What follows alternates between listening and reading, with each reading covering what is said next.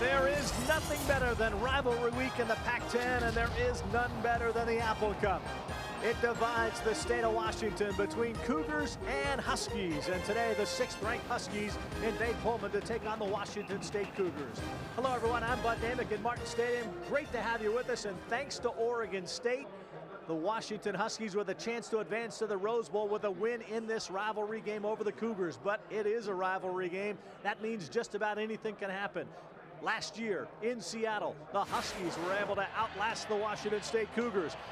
Then freshman Paul Arnold with an 80-yard scamper that broke the backs of the Washington State Cougars and got the Huskies out the chute in a hurry. And then it was razzle-dazzle time to solidify the Husky win. Marcus Tuiasosopo to Dane Looker. That was a lateral. This is a pass to Joe Jarzinka for the touchdown that iced it for the Dogs, and they get the victory. They're 59th in this heated rivalry.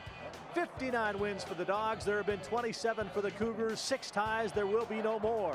Since the games have moved back to Pullman from Spokane in 1982, the Cougs are 4-5 against the Dogs here and hoping that they can knot things up with a win today here in Pullman. It should be a fun football game, and what better way to set the tone than to have two comrades join me, former quarterbacks Cleet Casper from Washington State, Sonny Sixkiller from the University of Washington. Well, Sonny, this should be a fun one today. We've got two quarterbacks that are on both ends of the spectrum. Marcus Tuiasosopo, seasoned vet. Matt Kegel, new guy in town. Well, new guy with the big bloodlines, going to Ryan Leaf, what everybody knows. And, you know, Cleet, before this game's over, Huskies and Cougars will miss and appreciate watching a guy like Marcus Tuiasosopo compete on the field. No, he's been a great one. He's been fun to watch. I don't want to see him anymore, though, Bud. So we'll be right back up to you and as fast as we can get there. The folks having fun here in Martin Stadium. Apple Cup 2000 next on Fox Sports Net.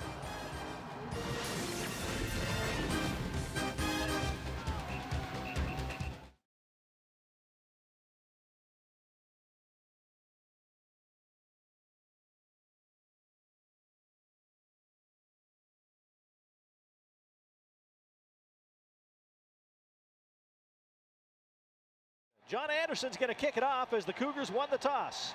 It is a high, very short kick that is going to sail out of bounds.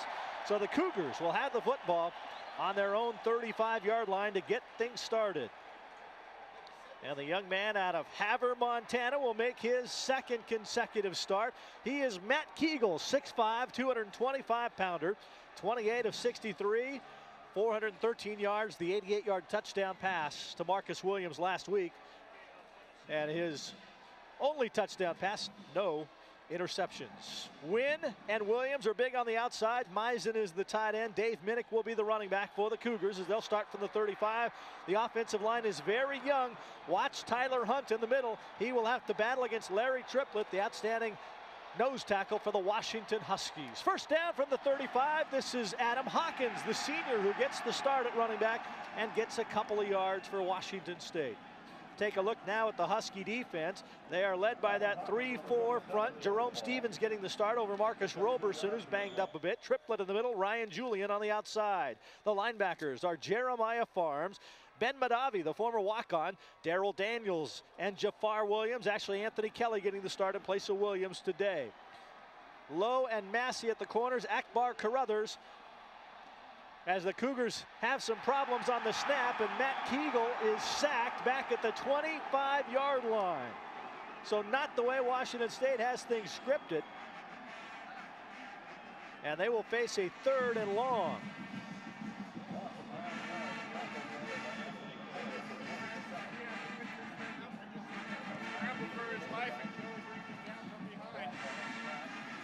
So Kegel tackled behind the line of scrimmage, and the Cougars now face a 3rd and 17 from the 28-yard line. Not something they have on the script right here. They'll have to come up with a big play to keep their initial drive alive. Matt Kegel going to change the play call. I don't think he's going to get snapped in time. He does not. Delay of game against Washington State. So it'll be 3rd and 22 now for Washington State.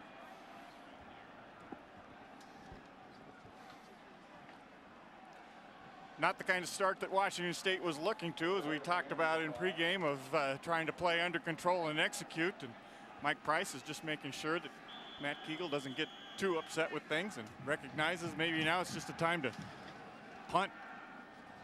3rd and 22 from the 23-yard line.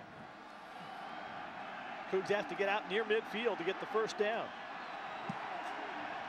And they're going to play it safe, hand it off to Hawkins, and he's dropped for a loss. So the Cougars get a positive 2 yards on their first play, and after that, they go backwards. Well, you know, Cleet, you and I talked about defenses, how they can sometimes, you talked about the big play, but so far the Huskies seem to be fired up on the defensive side. Mike Price talking to his young quarterback on the sidelines, and you can see Matt Kegel a little excited. Alan Cox on to punt for the first time, averaging 38 yards per kick. To Ray Butler, back deep for the Dogs. Cox gets off a nice kick, a high hanging driving spiral. Butler the catch, and he'll get some room outside, gets a couple of blocks, and finally down in Cougar territory. Well, to Ray Butler, the senior from Everett, nice return. Marcus Tuiasosopo, the sunset of an outstanding career. 11 touchdown passes, almost 2,000 yards so far this year. Braxton Clement gets the start at tailback. Conniff is the fullback. He could play a big factor in this game. Elstrom, the big receiver. The line is huge. Averages 314 pounds a man. First down Huskies at the Cougar 43. Tui's first pass is caught. Justin Robbins, first down Huskies. Quick start for Mr. Tuiasosopo. A look at the Cougar defense. Matson, Ryan Long, Kagaika, and Shavies up front. Melvin Camarena, a senior, in on the first series as well. The linebackers, Price, Champ Simmons, and Randall Smith. Smith will have the duty of trying to watch Jeremy Stevens. And the secondary, Martin is the senior, as is Maury Banks, Newman, and Marcus Trufant. First down Huskies at the 30. Looks like Marcus is checking up. He sees Banks on the outside, top of your screen. Hit from behind, ball's loose. I think Tuiasosopo covered it. Turnovers could be a factor in this game. The Huskies are -3. The Cougars are -1 in turnovers. Boy, big break for Washington there as that ball is on the ground in the feet, and Tuiasosopo, even though he's wrapped up. Look, Smith coming off of the corner. Tuiasosopo doesn't see him until it's way too late. The ball comes popping loose, and it's just right down in his feet, and he's in the grasp of Randall Smith and still able to fall on that football. So a great job by Tuiasosopo to fall back on it, but that was a huge play. There you see Randall Smith's numbers, and he's really come on here the latter part of this season for the Cougars. Second down, 13 for the Dogs. They've yet to run it. They'll run the option. Big hole, Braxton Clement knocked out of bounds by Billy Newman. Clement from Oroville, Washington gets a first down for the Huskies. Well, you know, Clete, what happens on this option play? The Huskies run 4 or 5 different methods of running it. Right there, you see it more of a veer action with Pat Conniff going out to get Melvin Simmons and Braxton Clement, who got all the work in practice this week, turned it up right there. And the Huskies need that out of a running back who hasn't played much this year. Nice block by Pat Conniff coming out and just clipping Champ Simmons' legs. Champ's got to fill in that hole in that lane, but Huskies execute it quite well. Huskies in the red zone. Cougars showing blitz. Now they back away. Tuiasosopo dropped. Wilbur Hooks couldn't get his hooks on it. Well, one of the interesting cat and mouse games, Cougar dog games we're going to have here today is the Cougar defense coming up, showing blitz, trying to get Marcus to check out of running plays, get him to get out of those options, because the one thing that screws up an option is a secondary guy coming up to the line of scrimmage, and you can outmaneuver things and maybe force Marcus to go to the passing game, and you see on a cold day it's tough to catch it sometimes. That one-dimensional thing we were talking about. Huskies have been efficient in the red zone. They've scored 37 of the 41 times they've made it inside the 20. They face 2nd and 10 here. Tui gets it away. Billy Newman almost with the interception and a whole lot of open space in front of him. And you can see his reaction. Well, I tell you, Tuiasosopo is very lucky, Clete. That time, Maury Banks coming from the free safety position, putting the pressure on him, and we'll see it come right up the middle. Actually, from the corner, Clete. And that ball's thrown behind Jeremy, and Billy Newman's got to make that play. That's 2 times that the Cougars have had opportunities for big turns on the turnovers. And that one just goes to the ground. Cold weather, though, it's tough to put your meat hooks on that football. Big third down play. Crowd getting into it. Martin Stadium. Here come the Cougars. Tuiasosopo, room to roam. He was over the line of scrimmage when he threw that ball. There's a flag. Yep. Not going to count. Tui's celebrating, but it's going to come back. They'll lose the down. That might take him out of field goal range. Husky band's little members down there watching that play at the end zone, but this is all going to come back because he just stepped over.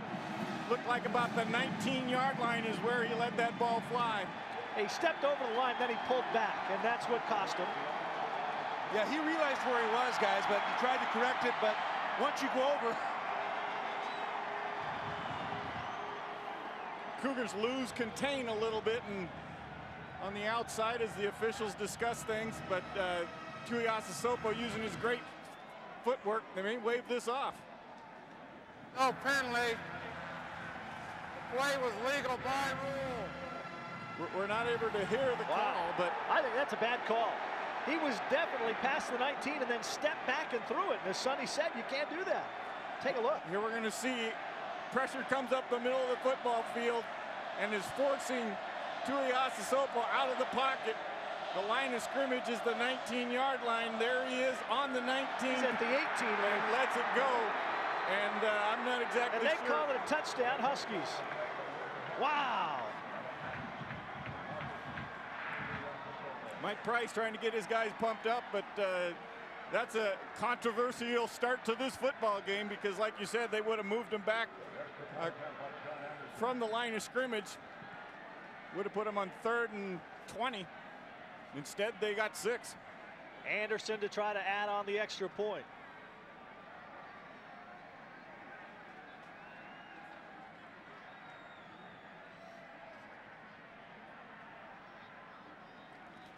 Flag on the extra point that is no good. Anderson has missed 3 prior to that one. Let's see what the flag is. We'll sort it out when we come back. Huskies with a controversial 6-0 lead over the Cougars.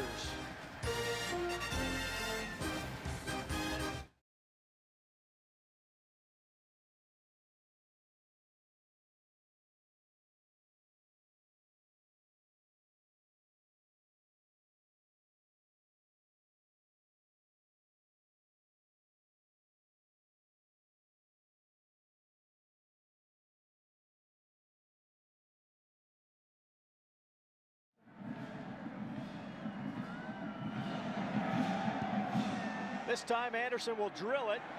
It'll be caught by Curtis Nettles at the goal line. He might have a little running room. He's got Billy Newman as an escort out front. Cougars will have pretty decent field position. See if they can do something with it.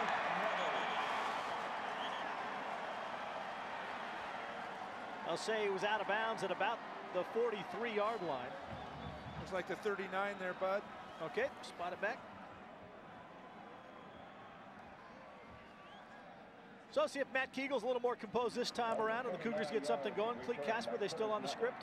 Yeah, they're still on the script. They only got a couple plays off, and one of them didn't even come to fruition, which was the trap, the counter trap action that Mike would really like to run against this very aggressive Husky front.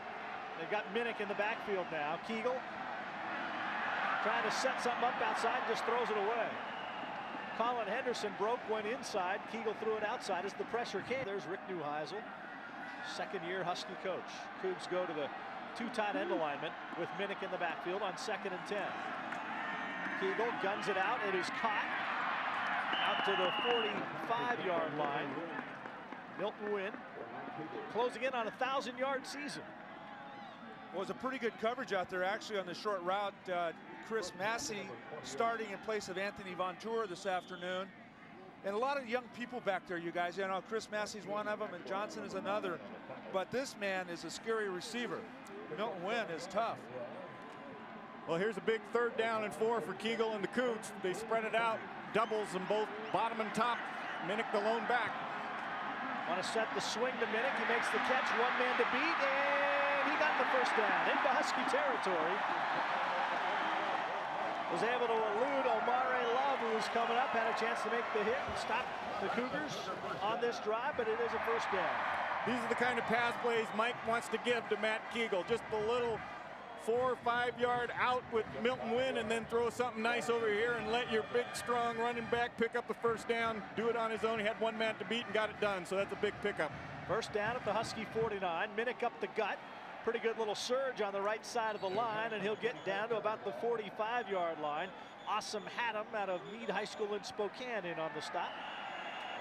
Little extracurricular Apple Cup activity.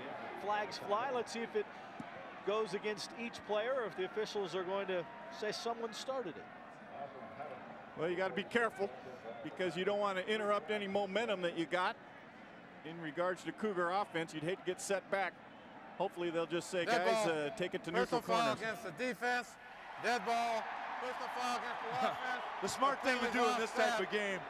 Saw Billy Chase and Omari Lowe exchanging little face mask rearrangement out there, Cleet. little fashion design. Yeah. Well, I'm glad to see the official having the, I don't know why Kegel's lining up his offense 3 yards from the ball to call the huddle, but maybe a version of the hurry-up offense. He wants to get him up there quickly. If I was Larry Triplett, I would have leaned in and listened there. Yeah, no kidding. Offensive lineman turned around to run the line of scrimmage. Said, hey, we're here already. You can move.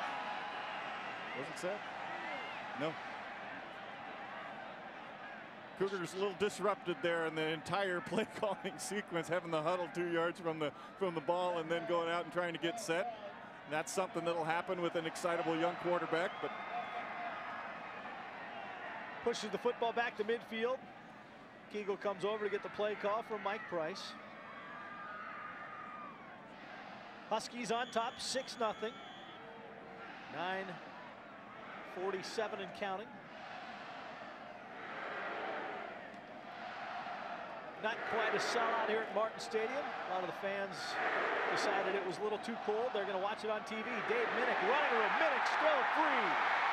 Down to the 30-yard line. Well, you two talked about needing to establish a running game, and the Cougs have done that so far. well, what the Huskies like to do is come up with a lot of pressure and get people up the field. Cougars come out and just create that one little seam. That's all you see. Madavi being held a little bit there. But that one is ignored by the officials also, as you see the big Marine punching it out. That's the kind of running game on a cold, crisp day that you're going to want to establish. It's good to see him hold on to the football, too. First down at the Husky 30. Minnick will offset now. Kegel will roll to find some time. Looks for Milton Wynn. Threw it too tall, intercepted. Huskies beneficiary of the turnover is Chris Massey. The freshman comes up with his first interception as a dog. Well, thanks to Matt Kegel, Cleet. Now that one, he had a man wide open and overthrows his receiver. I'd like to be the recipient of some of those overthrows if I was a DB. Well, just a physical mistake here by Matt. He has the corner, gets help from Minnick, and there's Milton Wynn. He's got to lob it over the top of Kelly and got in there somewhere between a line drive and a lob. Look at this, Massey with the turnover. Almost looked like he was intending to throw it to Wynn and then saw Williams open deep in the end zone and tried to goose it at the last minute and ended up with in between. It looked like he tried to finesse it a little too much on that one. Huskies with it at the 20. Tui changing the play call. Gonna run it to the big fullback, Coniff, who gets 4 yards. Well, they've been doing this a lot since high school and through their collegiate career. Those two young men know how to mesh themselves real well. There's a look at Massey. Good-looking redshirt freshman. Pat Coniff's been banged up a little bit all year, along with the rest of the running core. Second and about 6. Marcus Tuiasosopo facing a 5-6 man line now versus the Cougars. Looks like he's checking off again. Option.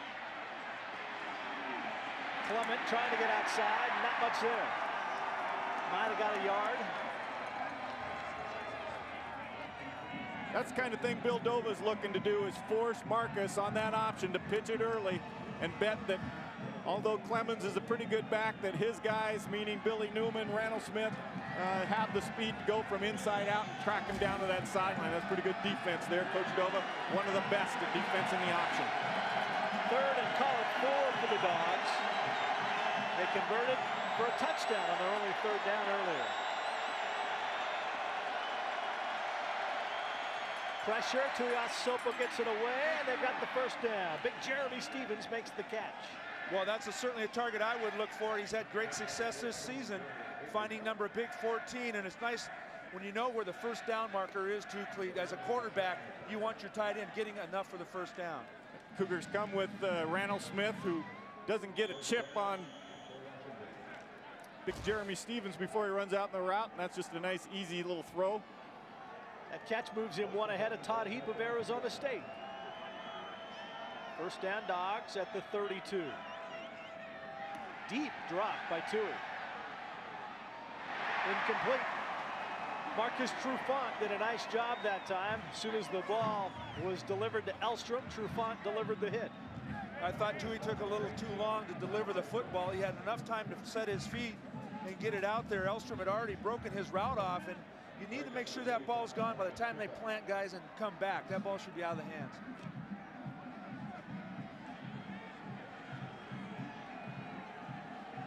Coach Neuheisel watching with interest. Also knows what that score of that Oregon State game was. Another audible by Tuiasosopo. Little movement on the line by the Huskies. Big Elliott Silvers rocked back a little too soon.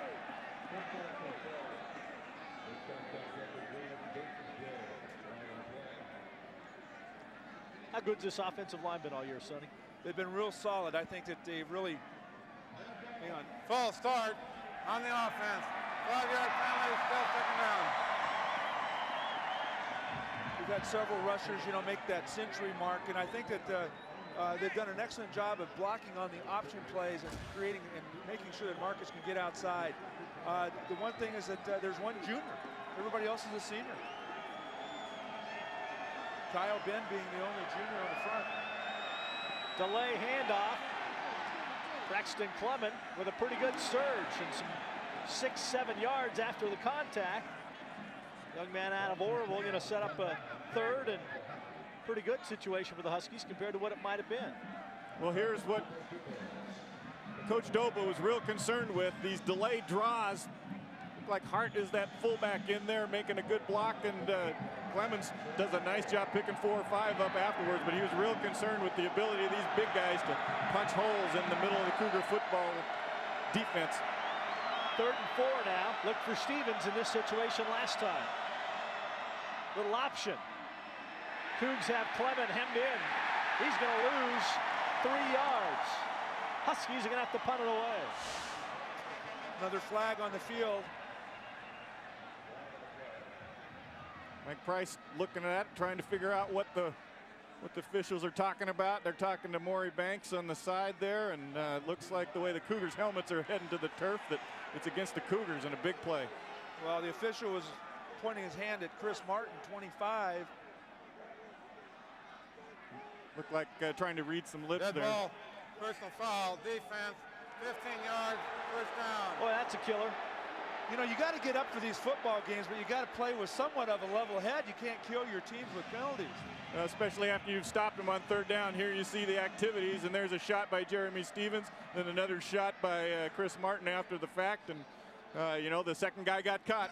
It always happens. It's just a truism, Yeah. and unfortunately, it's little brain dead activity. So first down, Dogs. They're at the Cougar 49 now. Clement the lone setback. They'll try option. Pretty good first down gain. Cougs again forcing Tuiasosopo to have to pitch it early. Looked like Cougs are in pretty good position here. Again, the crash coming down by Isaac Brown. Going to make Tuiasosopo feel it at least. Looks like there's some chance by Champ Simmons to make a play in the lane, but good running again by Clement. Yeah, Isaac Brown took him down well, and Tui, I think, is bigger than Isaac Brown. 2nd and 6 from the 45 for the Dogs. They'll try it up the gut. Clement will bounce it outside. Pretty good surge and push, and depending on the spot, may have a first down. One thing about Braxton Clement, he hasn't had a lot of reps this year carrying a football, but he's very strong below the waist. He's got powerful legs, and today, so far, he's using them. Let's go down to the sidelines to Todd Pickett. Thanks, Bud. Glad to be with you. This is a very firm turf today with the chill, but it's the one that the runners will be able to cut back on rather easily. It's also a familiar turf for the Husky runners. Field turf, same as at Husky Stadium. In fact, they're so used to it that Rick Neuheisel didn't even have a walkthrough on Friday. Said there's nothing for us to learn about the footing. Bud? Todd, thank you much. Mike Price watching as the Huskies have another first down, this time at the 38 of Washington State. This time it's the big fullback Conniff, and he lumbers his way to a first down for the Dogs. Pat Conniff, we talked about the dive play as a feature in this option. And watch this, Cleat. Good blocking. You'd asked about the offensive line. You see West call out in front, a little missed tackle there by a man you wouldn't expect that from, Billy Newman. Huskies, the best rushing team in the Pac-10, and so far they've run it pretty well here this afternoon. 49 yards, and they're on the move on this drive. Play fake, Tui to throw. Elstrom inside the 10. Trufant the tackle, but it's first and goal, Dogs. Nice route by Elstrom there. I was watching him go down, sell the post, and then break it back out to the outside. Marcus Trufant loses his footing a bit, and the play action, now that the running game has started to come into fruition, is starting to open up the passing game, but that's just a nice throw and catch. Elstrom with an excellent route. 9 yards away from being a very expensive personal foul on Washington State. Another audible by Tuiasosopo. Conniff falls forward for a couple. I'm surprised he picked up a couple, Bud. It looked like he was going to go anywhere. Good job by the Cougar defense to keep your eye on 47. Well, last week against UCLA, he got in the end zone twice, so you imagine after watching tape, you'd be a little bit alerted to the fact that 47 can rumble. Trying to get the Cougars to over pursuit with that fake pitch and hand it back. Let's see if they come with the option. It's really effective down here, especially when you're running the corners off with man-to-man coverage. And the Dog fans in the end zone that the Huskies are trying to get into. Has a man wide open in the flat, elects not to throw it right now. Tui directing traffic. Is it a catch? They say no. Braxton Clement almost made a wonderful catch in the corner of the end zone. There's a flag on the play. Spot where you might anticipate a defensive hold. Let's see. Could have been a late hit on Marcus Tuiasosopo as well as he was over near that sideline. Jim Fogeltans and crew talking it over. Ineligible. Some of the big guys thinking that Marcus is going to try to roll that in himself, as he has done so often this year. He elects to pull up and float one into the corner. Okay. Braxton Clement. The penalty is a loss of down. It'll be third down. Well, that's expensive. Clemens is forced out of bounds, comes in to try to make a play. Here you see Tui's going to get forced outside. Tupou not able to keep contained. Surprised that Marcus doesn't roll this one in and try to run it. You see that just out of the reach. We couldn't really find the infraction on Clemens, but the official's right there, so one goes against the Dogs. Third and goal from the 6.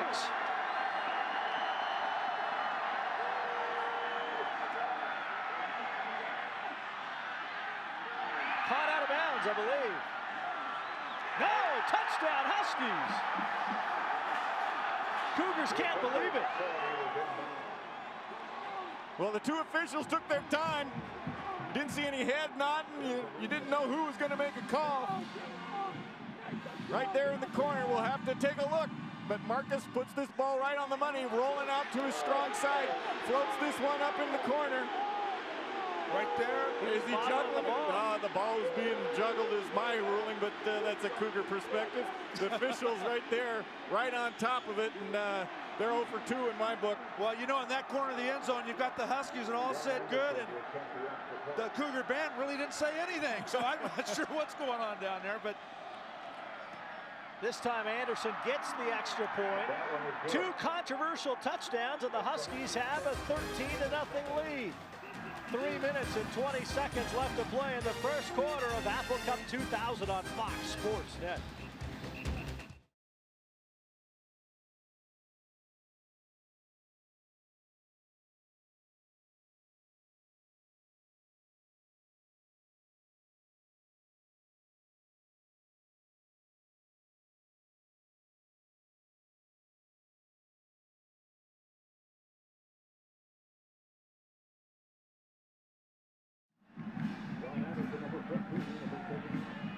Anderson to boot it away. Good kick into the corner. Nettles retreats. He'll pick it up at the 3. Had some decent running room last time, but going too far sideways this time, and the Dogs bring him down at the 17. We got a flag.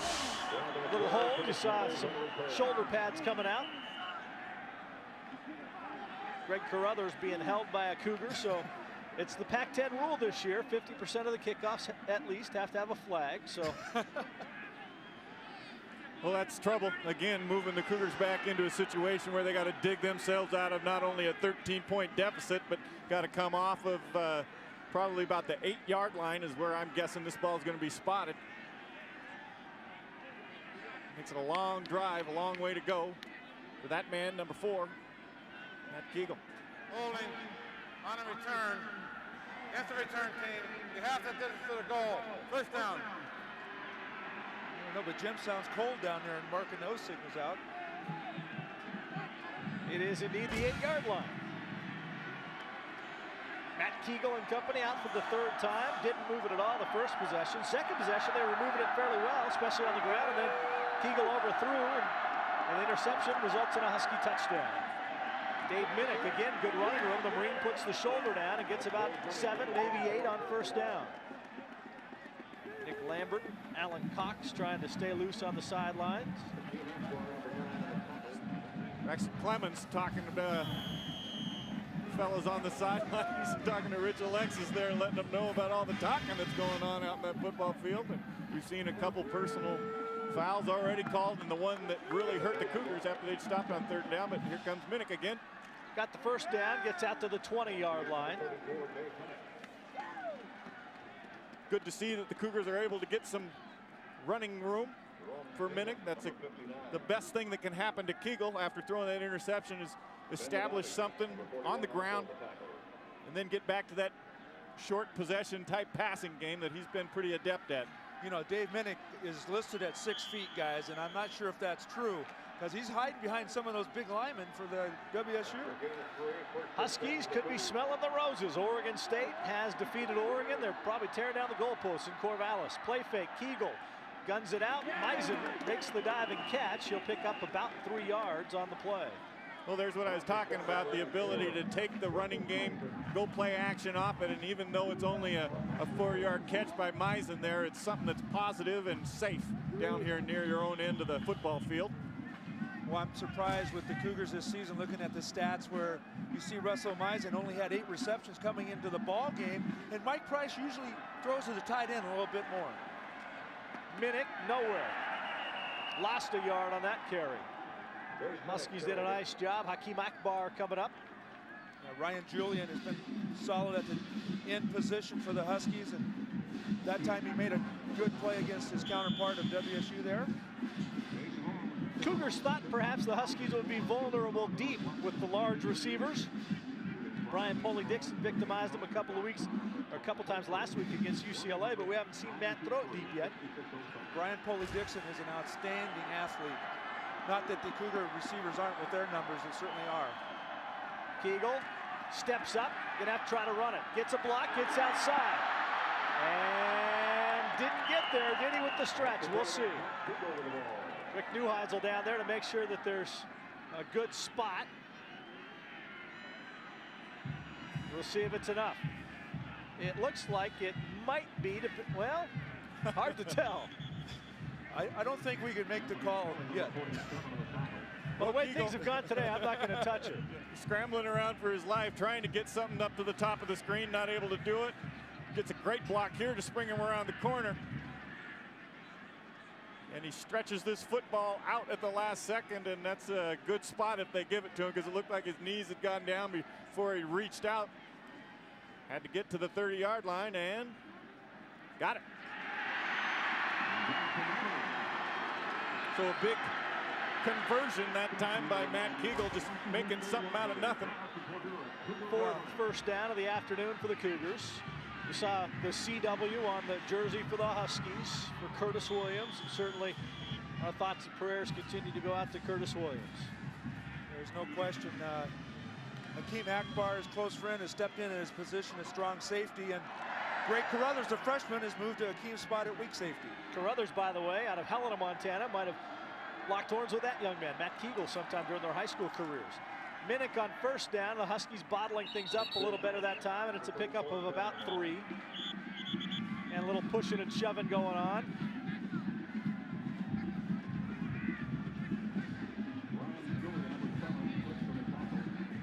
You saw Tyler Hunt for the Cougars protecting his running back, not letting those Huskies jump on the pile. That's what those linemen are supposed to do. I love my linemen when they took care of our running backs, and especially me. There's a look at Matt Rogers. Transfer on the sidelines. 2nd and 7. Shotgun for the first time. Kegel going to run quarterback draw.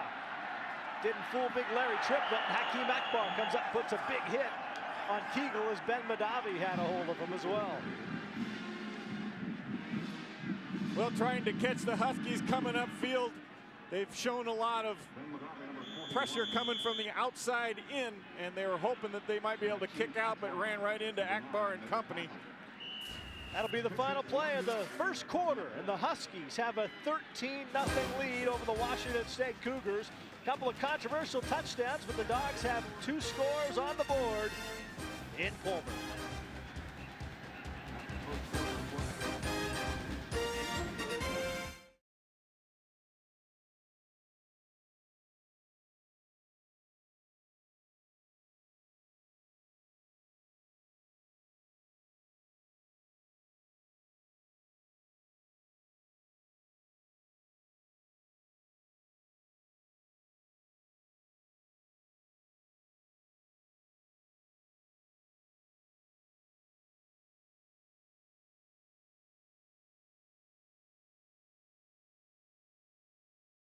Due to time constraints, we move ahead to further action. Walker in at fullback. Alexis hit, falls forward for a gain of a yard. This is the warm weather backfield. Walker from Honolulu and Alexis from Florida. Kenny Walker's worked his tail off to get out there and get some playing time at fullback. He's been on both sides of the football this season and last season, but really has settled in at a blocking fullback position. Not a bad start, and he didn't play that much. 21 rushes for 127 yards last week, and his shoulder doesn't look that hurt. Does it, Cleve? Not at all. If that's a bad shoulder, I'd hate to see him healthy. 2nd and 8. Again, Cougs show blitz. Here comes Randall Smith from the outside, but he's picked up. Tui guns it out as the completion to Robbins, who's knocked out of bounds. It'll be 3rd and short. Good little option throw there for Tui as he had Elstrom going down on the 45-degree angle, and Justin Robbins breaking it off to the flat and picks him up. Justin Robbins, guys, as freshman, has really come on this season and played real solidly. He's making fewer mistakes and running his routes correctly. Well, by this time of the year, there are no freshmen left. These guys have got 10 games They've earned their stripes. Yeah, they've got 10 games under their belt now. 3rd and almost 3. Spin. Kangaika wraps him up, though. Alexis will not get the first down.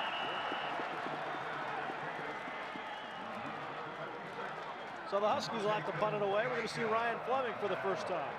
Nice job by the Cougar defense coming up there. Matson and others not blown off the ball by that bigger Husky offensive line. Got enough penetration to allow the linebackers come up and make a good tackle on Alexis. So nice job there and forcing the punt. And hopefully the offense can get back with some field position here.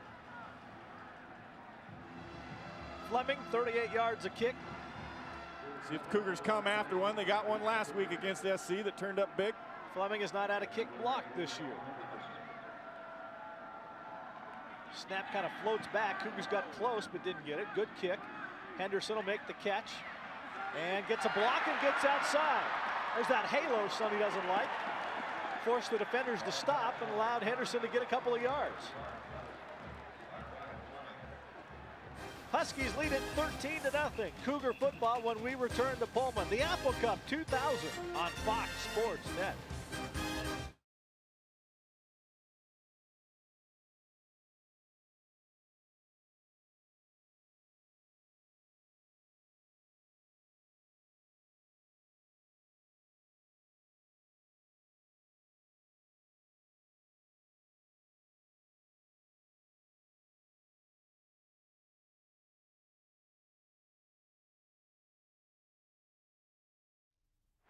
Cougars come out in a double tight end alignment with Dave Minnick in the backfield. First down from their own 31, trailing 13-0.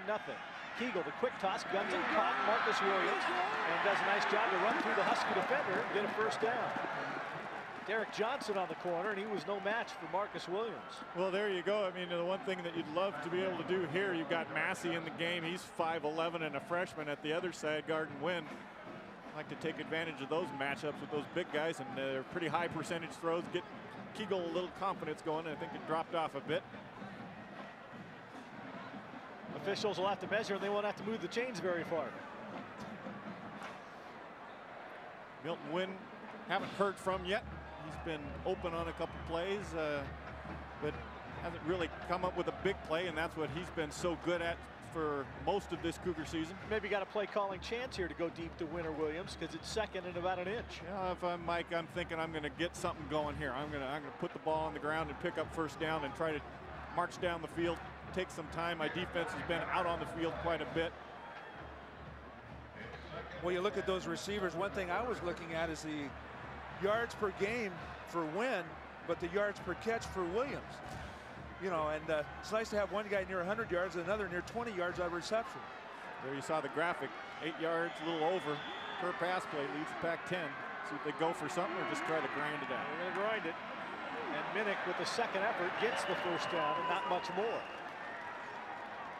If I'm Mike Price, I'm thinking, boy, I'd love nothing better than to take this football, take 7 or 6 minutes off the clock, give my defense a little bit of break. Coach Newhouse would love to have the football back in Tuiasosopo's hands. But controlled passing game, some nice, clean, easy, high percentage throws. Maybe mix in a screen to slow down that pass rush. 2 wides down at the bottom as you see some of the mixed Husky Cougar crowd. Got to be bundled up to enjoy today. Here's Minnick, same play, and about the same result, maybe another 2 yards. Ball came loose, but after the whistle. Jeremiah Farms in there on the tackle, also like Morona, inside backers. And also Daryl Daniels. And I tell you, talk about a solid guy that doesn't say much. He's a quiet guy, but he is the leading tackler for the Huskies, and his nose is always around the football. Number 24 right there, Daryl Daniels. One of the few seniors on this Husky defense. Well, up on top, if I'm Mike Price, I'm looking at Johnson.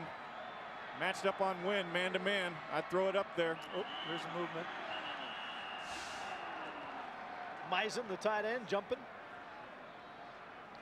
Cougs hurting themselves. There's Jason Gesser on the sideline.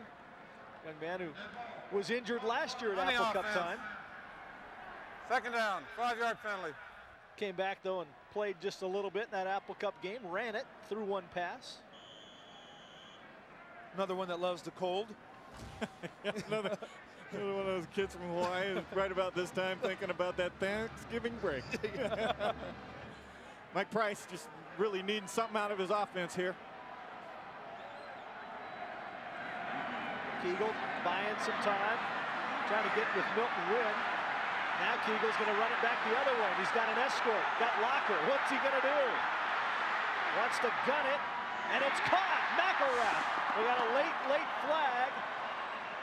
Let's see what it is. Well, the call's from the linesman, and I'm guessing that he's looking at offensive linemen going across the line of scrimmage. Yeah, and that's exactly what it is.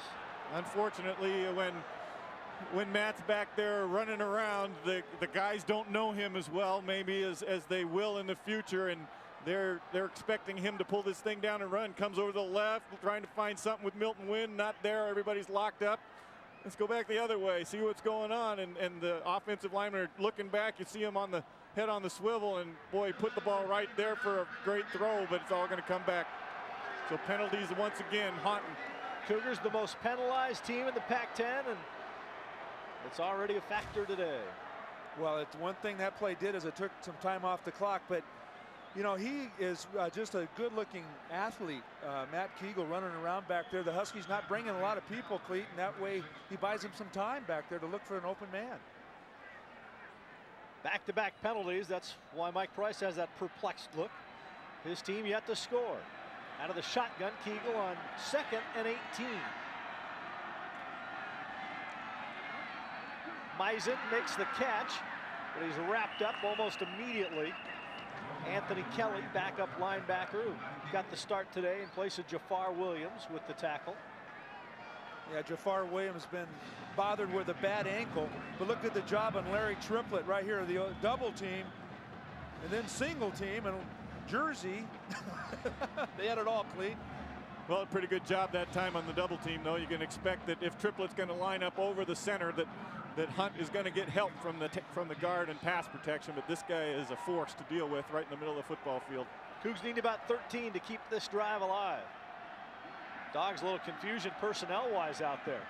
Kegel rolls to buy time, has time, guns it. It slipped out of his hands. It's caught, but I don't think he got a foot down. Looked like he was out of bounds.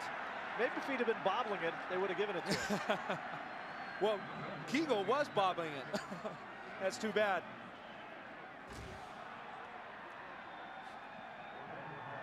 Mike's got to make sure that he doesn't get too down. Just got to keep him calm and keep him up, because he's the answer this afternoon for the Cougars to have some success. Cox to punt it away. He's gotten off 2 good kicks so far.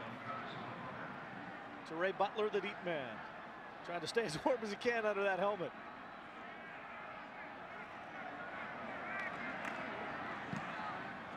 Kind of the side of the foot.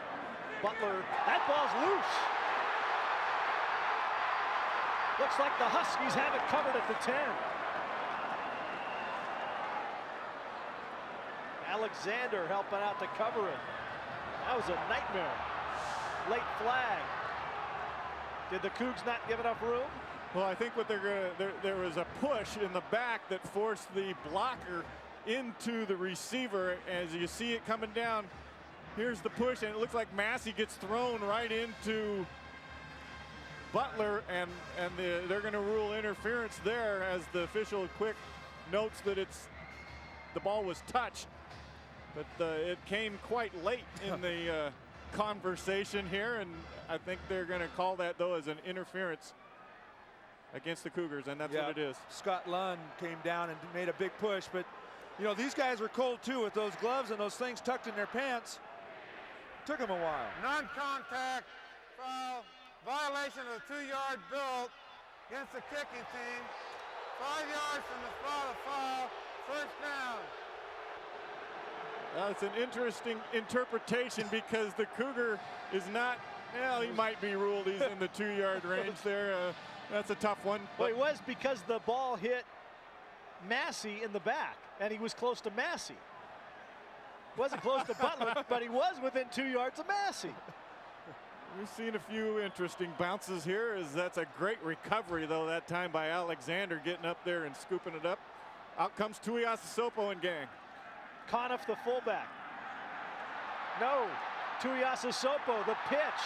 Alexis, out of bounds. Great play fake. Fooled me. That had everybody fooled. That'll get you out of a hole in a hurry. I tell you what, as a quarterback running this option, everybody goes with Pat Conniff, and great blocking by Stevens, Cleat. But right there, your running back staying with you as you're going downfield allows you to pick up the extra yardage. Yeah, Tuiasosopo does a nice job here with the fake, pulls it out of there, and then decides, hey, I'll give the yardage to Alexis, who's going to get credit for the full carry there, although Tuiasosopo took it half the way. First down at the Cougar 41 now. Dogs up by 13. Looking to go deep.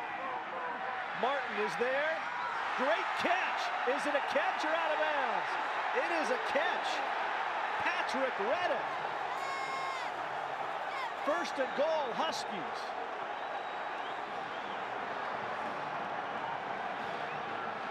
to call it incomplete. You've seen it reversed here, a recount. Martin right there. There's the catch. 1 foot's in, That's and then he lands out. I think he's got this call. That is a bad There's call. a catch. How close is that? That's a judgment call right there. Is you can argue that he hasn't. He's caught the ball. There goes the foot. That's a catch, folks. Yep. Yeah, that's that was a heck of a grab, good or bad. I'm thinking it's this Florida thing that's just got everybody screwed up. Well, you know, they unfortunately the officials get graded out as well after every game.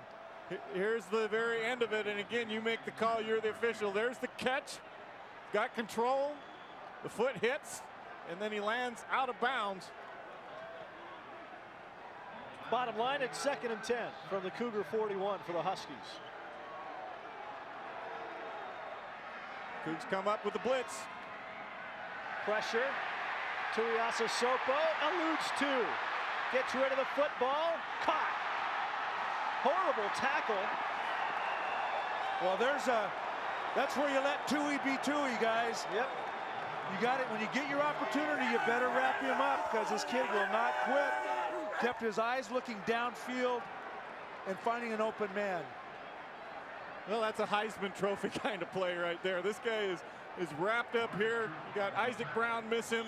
Banks miss him. His own man missed him. Got 2 guys in front of him get laced out of bounds and put it right in the numbers for your back to pick up a first down. Great play. Ball down to the 22, gain 19. First down, Huskies. A little movement on the right side of the dog line. Well, it's bad when you had about 3 guys moving from the offensive line. Elliott Silvers, I think, started it. One thing about 300 pounds, once you get it rolling, it's pretty obvious.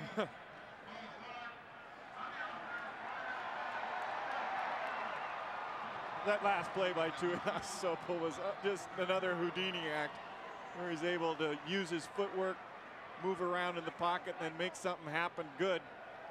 And you got to give credit to Braxton Clement, the running back out on the route, staying with him and coming across the middle. That's one thing about Braxton Clement. He can catch the football. And you see one of the finalists for the Unitas Award, also a finalist for the Davey O'Brien Award as well. A couple of potential honors for Marcus Tuiasosopo. Cougars with 10 in the box. Didn't come out of it. Tupo. Clement, a great catch, out of bounds. First and goal, Huskies. And again, you see Marcus' expression. He's real fired up. He's just saying, oh, another play by me. Here comes Tupo off the corner. He's beating Stevens, who's probably not your best pass protect guy. Steps up, got a guy in his face. Gonna play a little game with him. He said, oh yeah, come and get me, Randall. I'll dump it over your head. And he did it. He just baited him. He said, come and get me. And then lobbed it out here to Braxton. Another nice grab, too, by the running back. First and goal from the 6.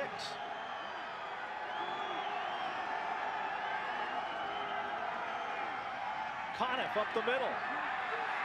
Touchdown, Washington. Pat Conniff, with a little help from his friends, gets into the end zone. Again, off that little toss fake. Cleat coming back with the fullback up the middle. Well, you're so conscious of Tuiasosopo and the threat of the option and looking outside that these guys pound it right up the middle of the football field, and James Price just gets lost in traffic. And Ben and others force him across. Anderson boots the extra point through, and the Huskies have a 20-0 lead with 6:35 left to play. In the first half in Pullman, it's all dogs so far.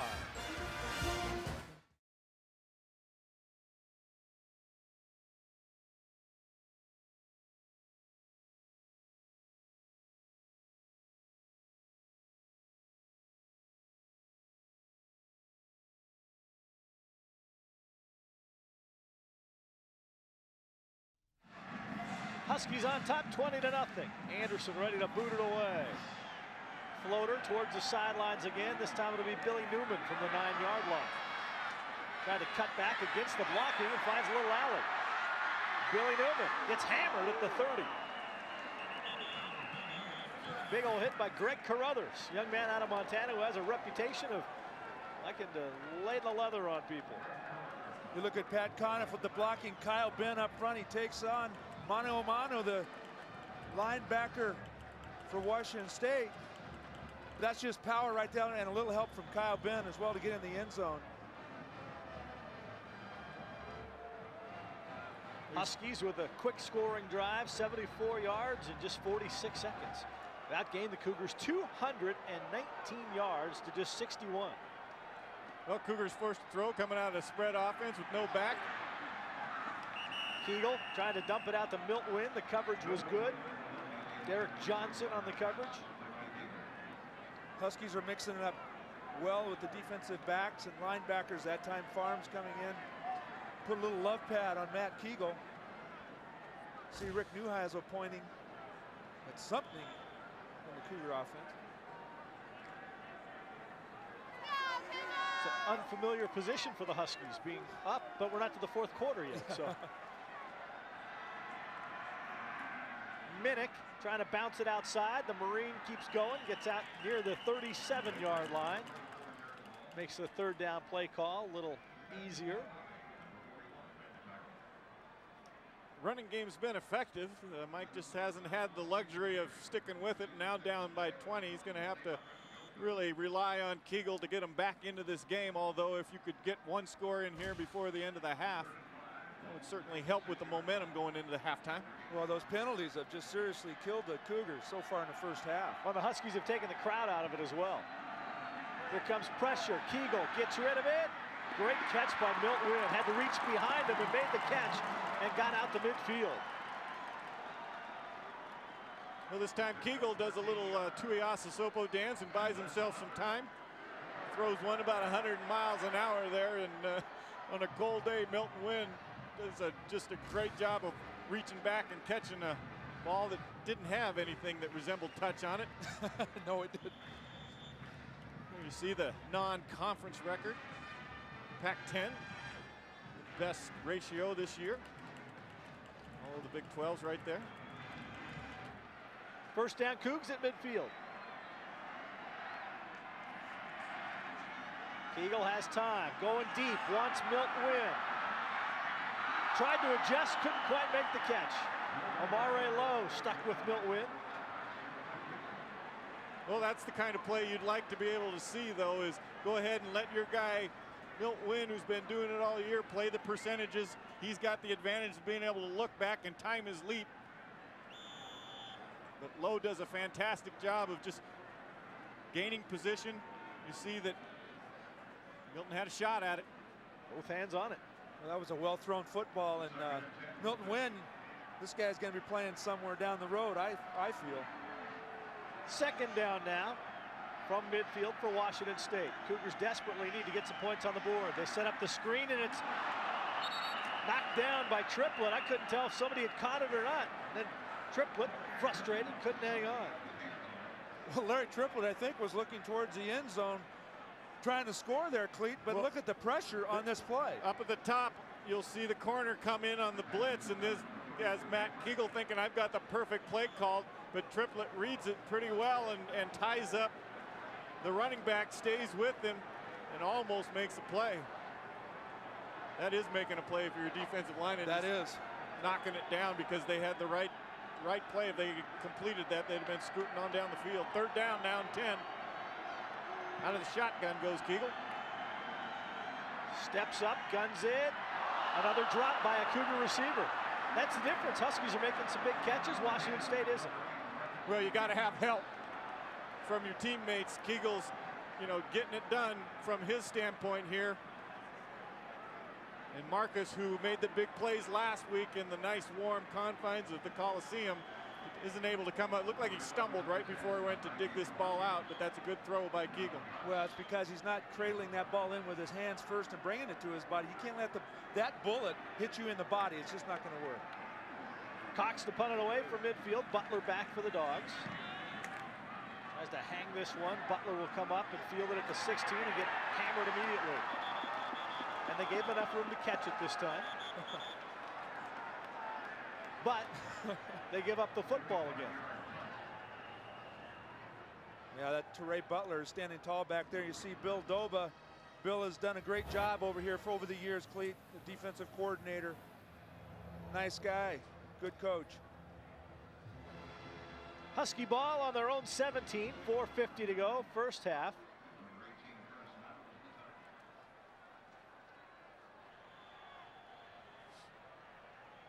Huskies trying to grind things out for a while, you'd imagine. Conniff with fullback. Cougars smell it out, drop him for a yard loss.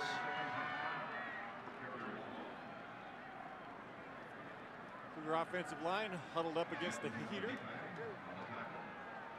Huskies brought over the heated benches. The band wouldn't get off them before the game started. Can't say you blame them, though. Well, it's a luxury of having the Seahawks play in your house. You get to use some of their toys. And with the Seahawks off this weekend, didn't mind the Huskies taking those for a ride. 2nd and 11. Cougars showing blitz. Maury Banks looking like he might come from the safety spot. Cougs are going to be offside. Just a free play that isn't going to go much of anywhere. So the penalties continue to mount for Washington State. See Curtis Williams' number on his wristband. You know, Pat Conniff, guys, is playing with a bad leg. He missed a couple games due to that injury.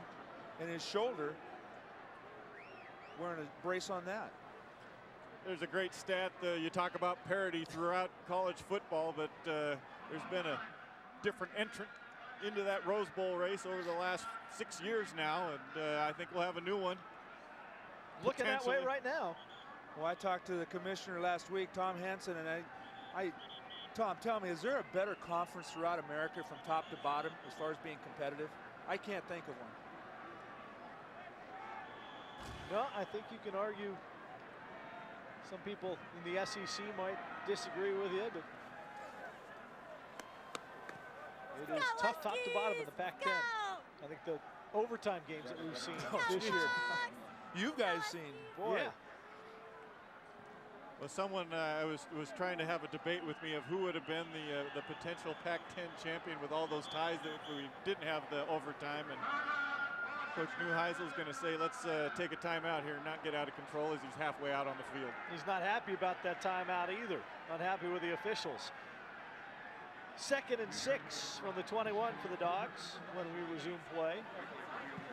Mike Price and his Cougars still on defense. We'll be back to Pullman in a moment. Dogs lead the Cougs 20-0 on Fox Sports Net.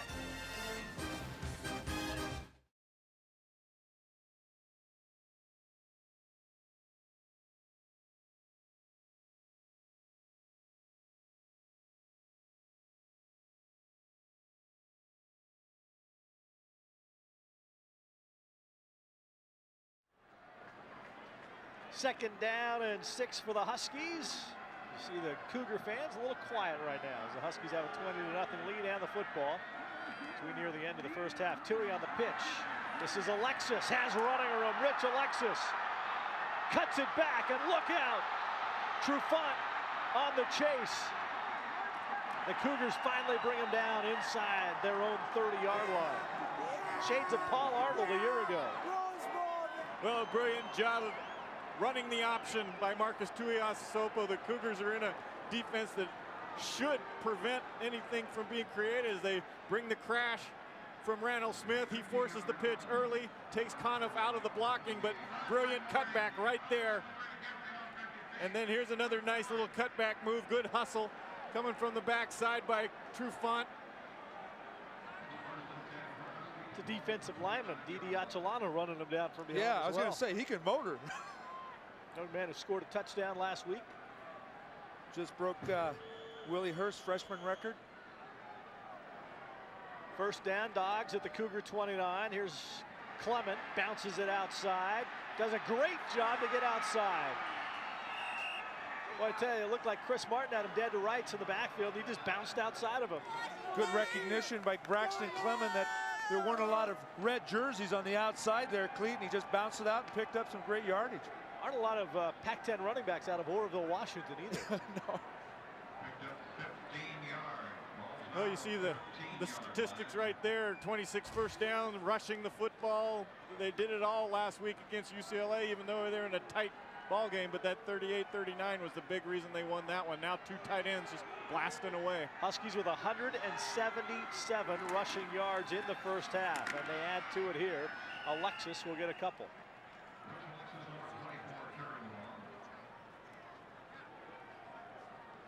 You know, Rich Alexis is a big guy. I saw him during the fall camp when he first got here, and you know, he's a solid 220. There you see the yardage on the rushing game, and like the scoreboard, very lopsided. Alexis will come off and rest that shoulder a little bit, maybe get an ice cold drink. Conniff and Clement in the backfield. Play fake. Intercepted. No, he dropped it. Looked like Marcus Trufant had another pick against the Dogs. Well, he's not arguing. No, Tuiasosopo waited too long, and you see right there, you got to put a little air time under that throw. Well, it looked like Marcus just baited that thing perfectly. He's trying to get the ball in the corner on the flood route over to, I believe it's Elstrom, and does a nice job of closing the gap, and Yep. You can see the ball on the ground there. Here, just a nice break on the football. Tried to get it into the stomach, but it did roll around on the turf. 3 wide receivers in the game for the Huskies, and they got Big Stevens matched up against Banks, the free safety who's coming now. Tui deep. Incomplete. Martin the coverage on Elstrom, and then Banks coming over to help out as well. Looked like Todd Elstrom got his feet tangled up a little with the defensive back. Now a late flag thrown. Interesting going on here. This is a call on the coaches on the sideline, and Rick Neuheisel is just absolutely really upset at his offensive coordinator, I think. And he's upset because it's going to move him back. He can't believe he's getting these calls over here, but Unsportsmanlike conduct on the offensive bench. 15-yard previous block. it's a 15-yard penalty, and obviously affects the field goal attempt.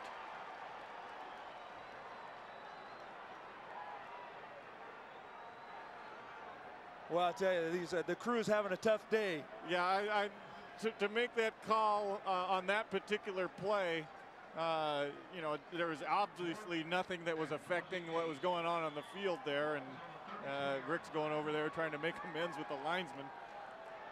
Fleming to punt.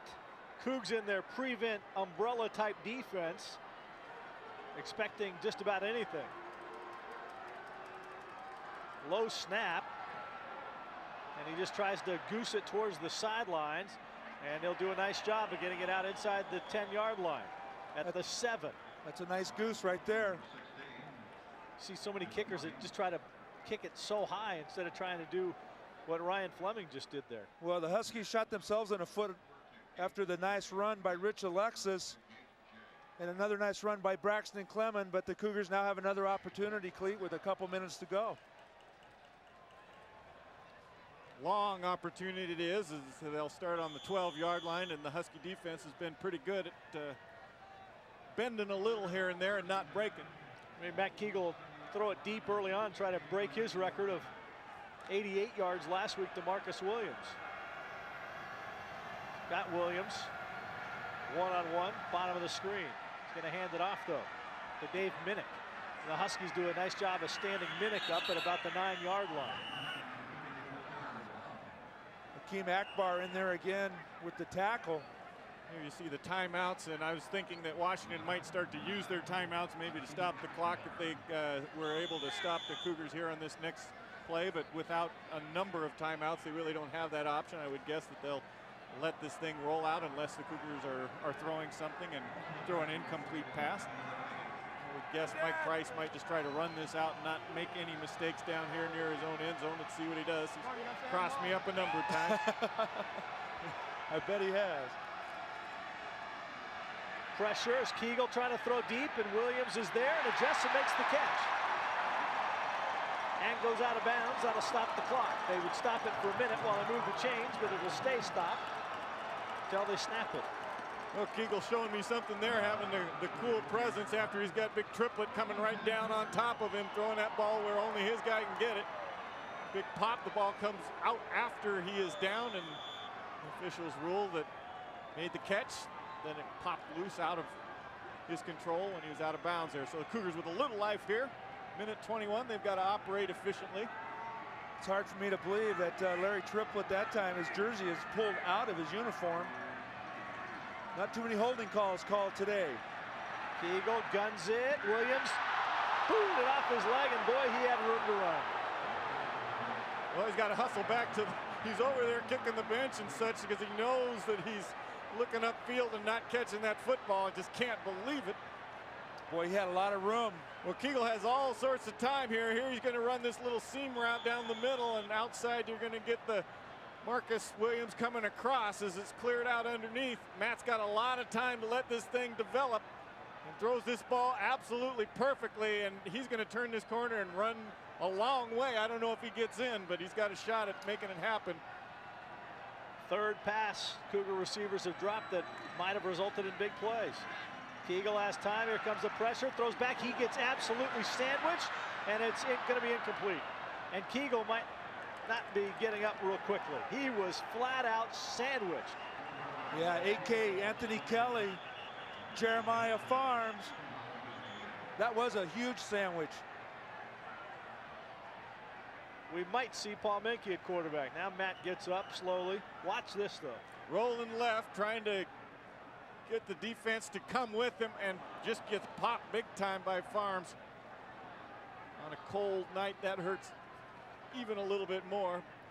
Big tough kid though from Montana. That's just a love tap. He'll get back on his horse. Probably the days of Jack Thompson. Third down and 10, Washington State from their own 34.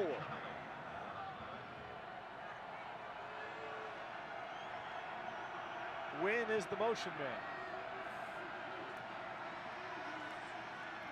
Misen the catch. Going to be a little short of the first down. This stage, what the heck? Go for it. Clock's running. Tick down to about 40 seconds before they'd be able to get this play off, and I believe Mike's going to go ahead and take a shot at it. They've been awful good this year on fourth down. 12 of 15 on fourth down. But if you're going to go for it, I'm a little curious as to why they allow as much time to run off as they do. Well, maybe they'll cross them up and go deep with it. 4th and 1. See what Matt decides to come up with here. Minnick didn't get it. Huskies are going to have the football with 20 seconds left in a timeout. Boy, I don't know, Clayton. When short yardage, you go straight ahead, don't you? Well, you'd like to at least think that you can get 1 yard by pounding behind your offensive line, but that time Minnick got turned sideways and he's trying to pick it up on his own like he's had to do a lot this year. I'm surprised Keegle just didn't take the snap and step forward. The center was uncovered. Well, that's a good point, especially a big, strong quarterback like that. But you got to hand off to the guys that really is in your rushing attack, and Minnick has done that all year. 20 seconds left. Huskies do have a timeout. See if they try to tack something on here, leading 20-0. Here come the Cougs on a blitz. Tuiasosopo gets it away, and did Elstrom make the catch? Huskies would probably prefer that he didn't because it's going to cost him time. And the clock stopped. I think the Huskies called timeout real quick. Got enough for 2 plays. Can get a first down and perhaps try a field goal.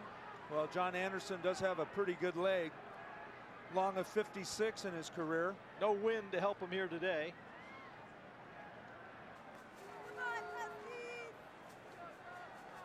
Options, one play to get into field goal range or throw it into the end zone perhaps twice. Or an out route to Todd Elstrom. Tui, the pump fake, going for it all. Robbins, separation, catch, touchdown Huskies.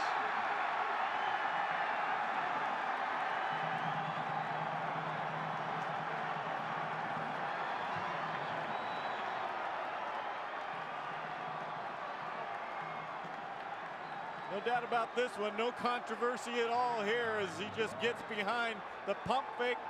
Doesn't really do that much to spring him, but he just absolutely outruns Chris Martin as you see him go down there at the last instance and into the end zone.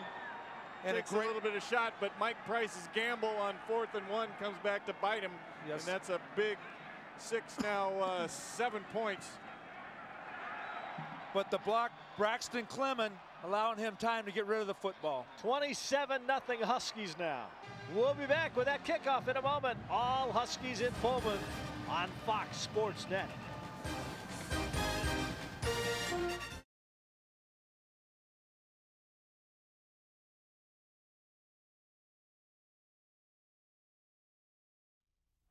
Anderson kicks it off. They'll squib it. Picked up in front by Scott Lundy for Washington State. That's the end of the half. All Huskies in the first half. Apple Cup 2000. 27-0 Washington at the half on Fox Sports Net.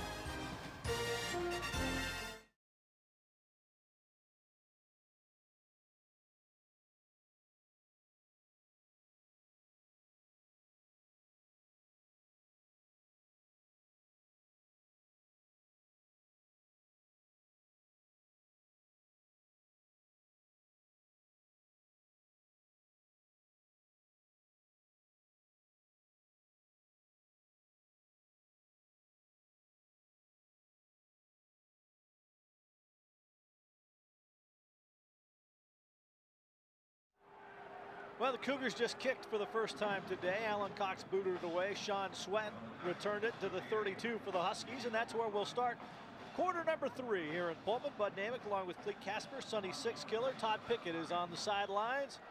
The Huskies dominating the first half, 27-0 lead for Rick Neuheisel's team. They outgained Washington State 326 yards to 114. You can bet the Dogs, the #1 running team in the Pac-10, will build up some more yards on the ground in this half. And this time Billy Newman and the Cougars are able to stop Braxton Clement. Clement, 7 carries for 40 yards in the first half. Take a look at what the Dogs did in the first half. Starting it off with those controversial, as we've called them, the touchdown and the touchdown. 80-play drive with 12 plays. But I think that one score when they got down there, guys, when Tuiasosopo did his thing on that 74-yard drive was pretty amazing. Here you see the numbers on Marcus in the first half. A great throwing half. Only carried it twice. Clement will get to the 36-yard line. It's going to be 3rd and about 6 for the Huskies. Pretty good job by Tomasi Kingaika coming off the block and scrapping up and hauling down big Alexis, the freshman, who's doing pretty darn good in these conditions. Oh, he loves it. Doing the mind over matter with no shirt on, no long sleeve shirt. Don't see any seniors doing that. No. Huskies on 3rd down. They've done pretty well today. Cougs showing blitz. Tui's going to change the play. Huskies do a great job of picking up the blitz. Tuiasosopo to Elstrom. Finally brought down at the 22. Great job by the Husky offensive line.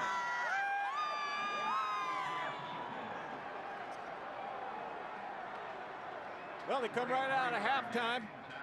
Nice warm locker room and light it up. Nice job, great protection, and allows Elstrom to come all the way across the field. He was split up wide up the top of the screen and ends up down at the 21-yard line. But look at the protection inside. Braxton Clemens doing a good job picking up the linebacker coming. Nice job just stepping up, throwing it there, and he knew he had him. Tui tripped up. Austin Matson was able to fight off Pat Conniff. Tui not happy about the execution on that play. Well, he yells at his ex-teammate from high school, Pat Conniff. He had a lot of room to roam on that play. I don't think Matson not done a great job of tripping him up. There's a look at Austin Matson's career, and that was another one for loss there that you can tack on. Nice job there.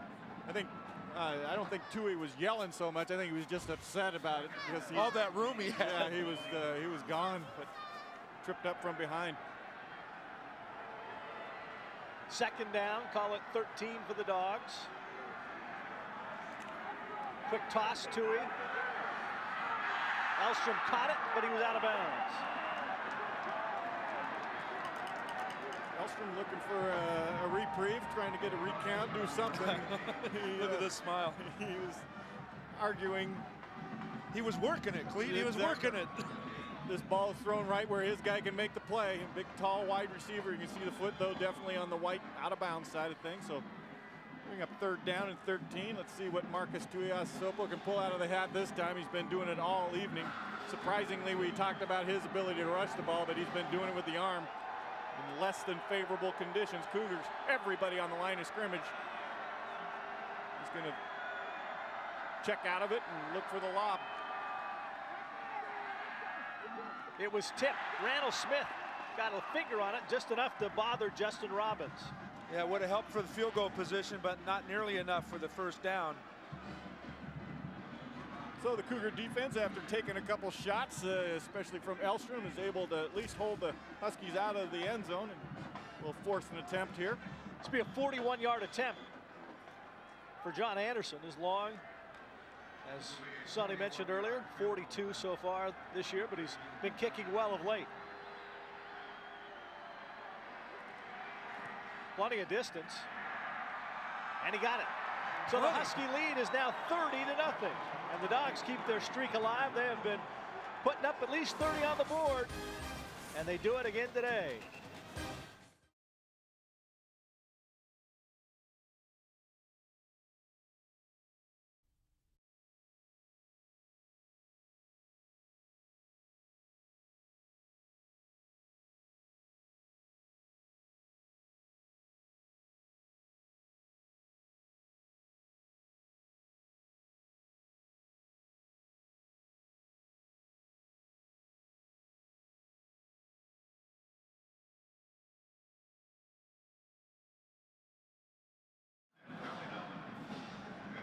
Washington State has scored in 196 consecutive Pac-10 games. Last time they were shut out in Pac-10 play was by Oregon State back in 1975. That streak in jeopardy the way things have gone so far today. Good high kick. Ball will be brought out from the 2-yard line by Curtis Nettles. He trips over, looked like a teammate's feet. And the Cougars will have it for the first time to start the second half. Look at Rick down here. He likes to get into it. All facets of the game. He doesn't just talk to the quarterbacks. He likes to make sure his kicker's got a lot of confidence. And the way he started the game out probably was waned a little bit there, Clete, but he came back and kicked a nice field goal in that last possession. Cougs will start at their own 24-yard line. Down 30-0, just hoping to get something going at this point. Matt Kegel at quarterback. 2 tight ends for Washington State.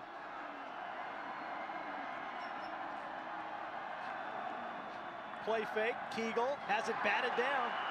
Jeremiah Farms from the outside linebacker position.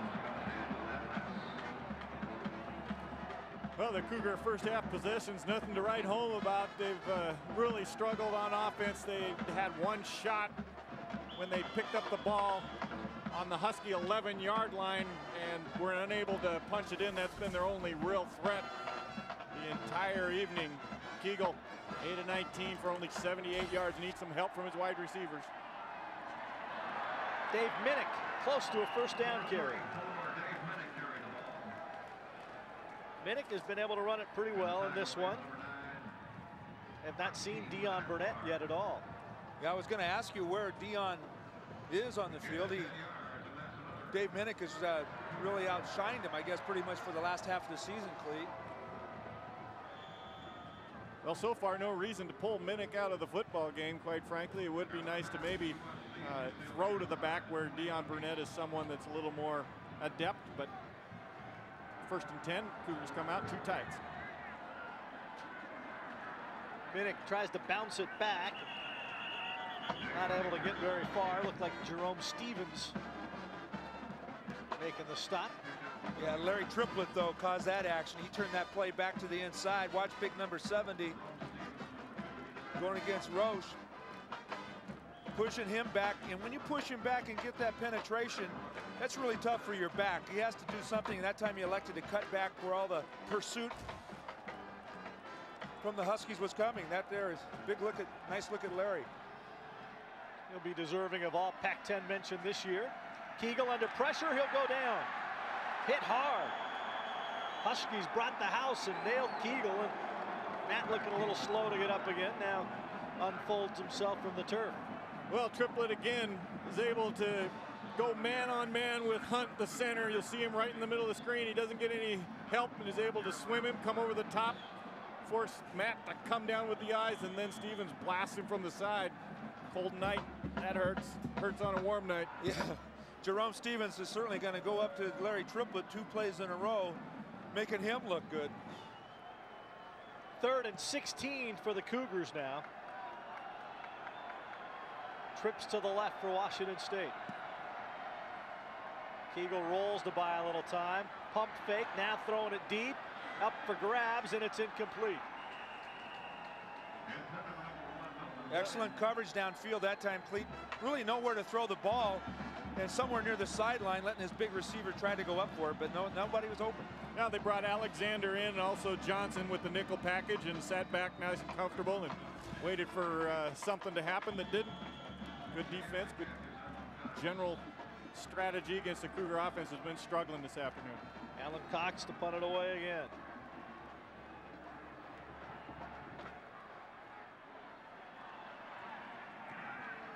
Kind of a sidewinder. So Ray Butler will be dropped in his tracks. 30-0 Huskies. It is all purple and gold in Apple Cup 2000. We'll take a break from Pullman on Fox Sports Net.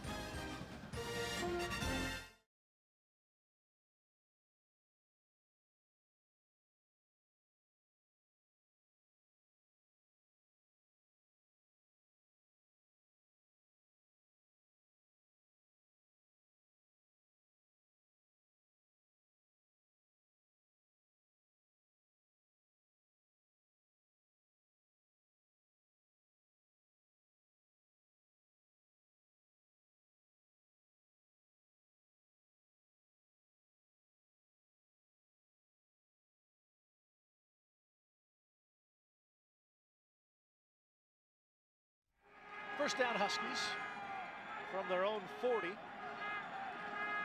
Braxton Clement will cut it back and do a great job of cutting it back and end up getting 9 yards on a play that was stuffed at the line of scrimmage.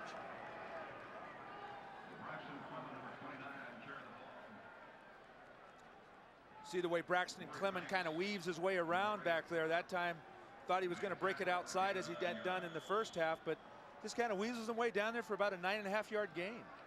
Oregon State over Oregon earlier, so a Husky win propels Washington to the Rose Bowl, at least for the time being. Because you never know. With the rest of the BCS action, enough chips could fall ahead of the Huskies that they could end up in the national championship game.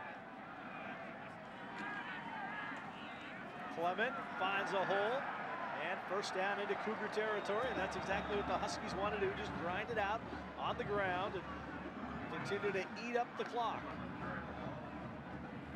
Well, one of the things that influences the BCS is the point differential margin of victory, and right now with 30 points, that's probably going to be something that could come into a factor if things continue to play out. That's one of the bad things about the way that BCS is set up. Well, it's hurt the Pac-10 because the Pac-10's been so competitive. Yep. Every weekend you've got a game on your hand, as Conniff's going to take a couple up the middle, gets brought down, host of Cougars. Important that Mike Price's group doesn't quit and continues to finish out this football game. He would be very disappointed. These guys have fought back from adversity with a couple of overtime losses this year and continued to play hard, clean football. As you look now at the BCS top 10 so far, in Oklahoma, Miami, Florida State, Florida, then the Huskies. 2nd down and 6 for the Dogs, who are nearing 400 yards of total offense on this day. Option, Tui, pitch, Braxton Clement. Breaking tackles.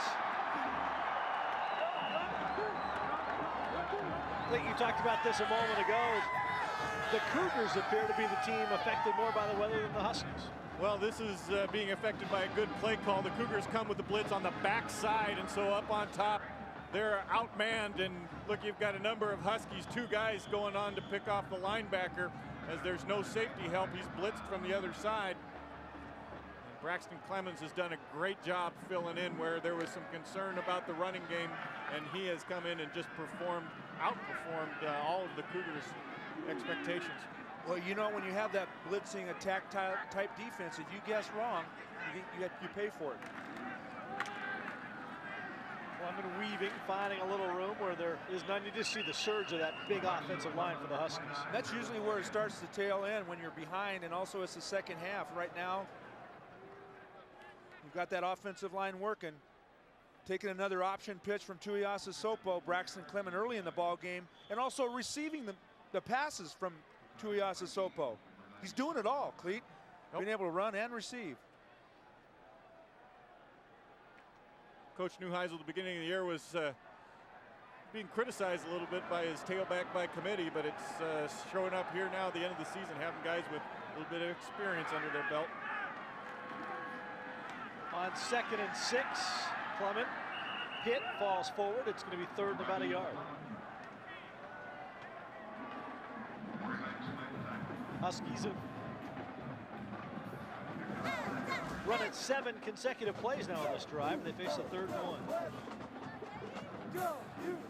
Well, got to believe they're just going to continue to pound away here, although Neuheisel may elect to put the ball in Tuiasosopo's hand for a little lob pass. It's been very successful. There you see the key of the running game, and boy, they're going to get past that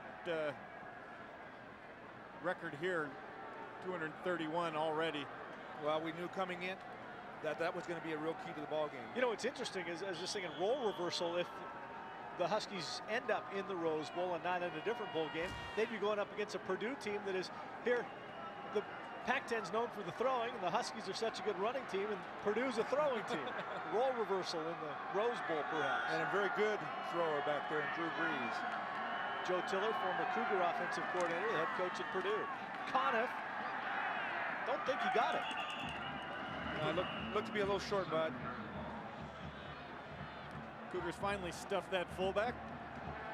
Got the eye black all smeared all over the place. I tell you, he's a true fullback too. You need, the shoulder brace, the knee brace, the eye black.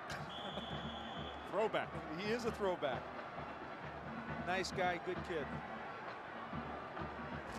Well, the CW there on the helmet. Hopefully Curtis is able to watch this game and enjoy things as his Huskies are pounding away here. 4th down and 1.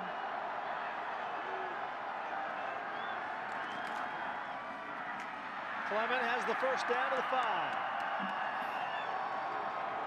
Clement did a nice job of waiting that time for that hole to open. Yeah, Braxton Clement is getting close to a 100-yard mark. That may put him over 90 yards for the game. 6 carries for 52 yards on this drive, bud. Cougar down, slow, trying to make his way off the sidelines. I believe it's Sarun Morong. Couldn't really get the number from here. It is Morong. Okay. Young man out of Pullman, junior. Huskies now 425 yards of offense. There you see we've seen the patches on the uniform and the decals. All types of money sponsorships going on over in the Seattle area. Different groups trying to put some money together for everything over and above what the insurance doesn't cover.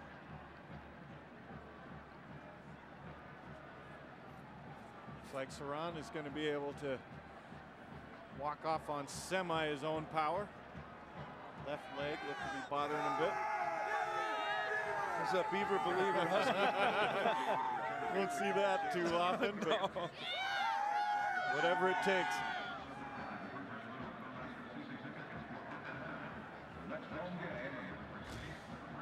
Neuheisel marshaling his troops down the field. 1st and goal from the 5 for the Dogs. 2 tight ends. Conniff and Alexis.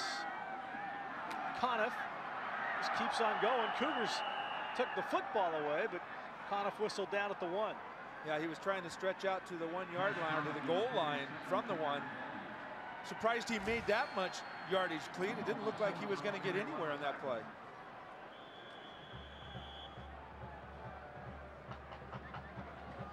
These goal line situations are 50% physical, 50% heart. And I think the Huskies have the heart end of things right now simply because of the look on the scoreboard. Diving in for the touchdown, Rich Alexis.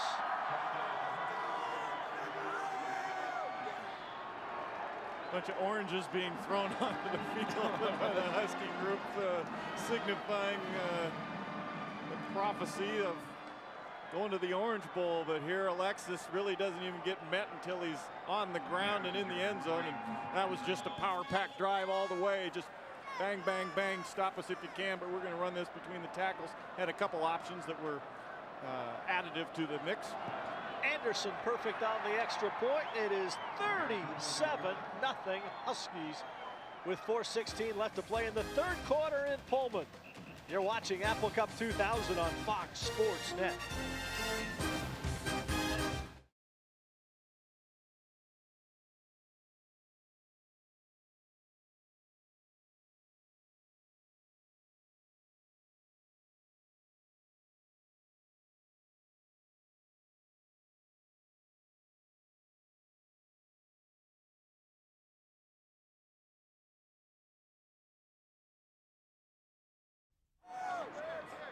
Young Huskies of all ages enjoying this one. 37-0 Huskies. Rick Neuheisel on his way to a second consecutive win in the Apple Cup. Those guys are mad. I don't know, Cleat. Beyond mad. With some of those bodies, they shouldn't do it when the sun's out. Anderson to the goal line. Curtis Nettles trying to find some room. Cuts it back and gets drilled at the 12. Sean Sweat down there, and another freshman scaring the daylight out of the return man Nettles.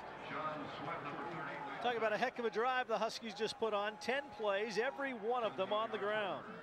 60 yards. They used up over 5.5 minutes. Exactly what the doctor ordered. Well, you credit the running backs, but that offensive line doing what they're supposed to do. Power football. Eat some clock at the same time, Cleat, and be able to get some score out of it. Mike Price looking to the playbook, and it's getting thin right about now is the number of calls. You got to throw the ball and try to make something happen in a hurry. Yeah, they'll run it. Minnick finds a little room, breaks a tackle, gets outside. Dave Minnick still on his feet, gets a block outside, and gets across the 40-yard line. Minnick battling.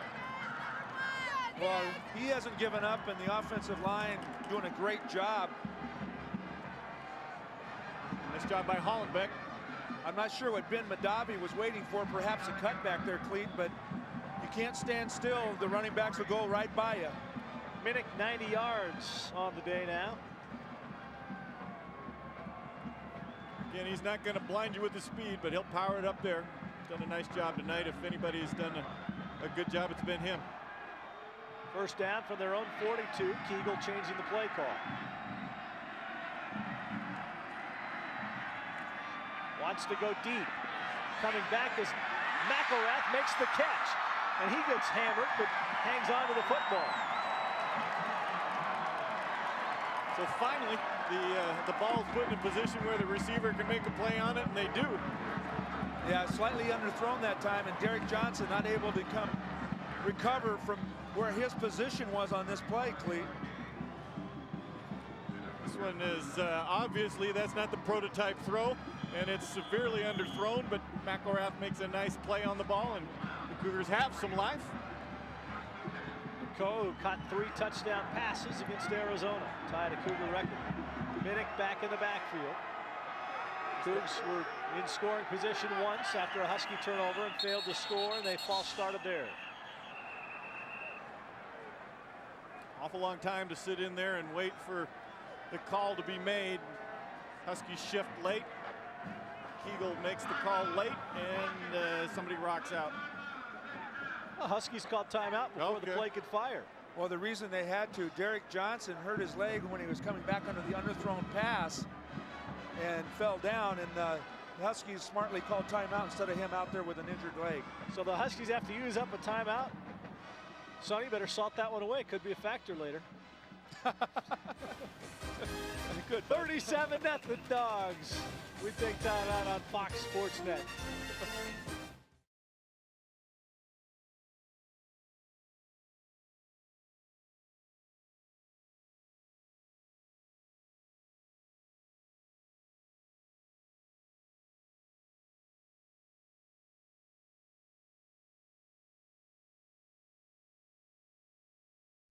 First down Cougars at the 23. A little fake action reversed to Nettles, and he gets hogtied, pulled down.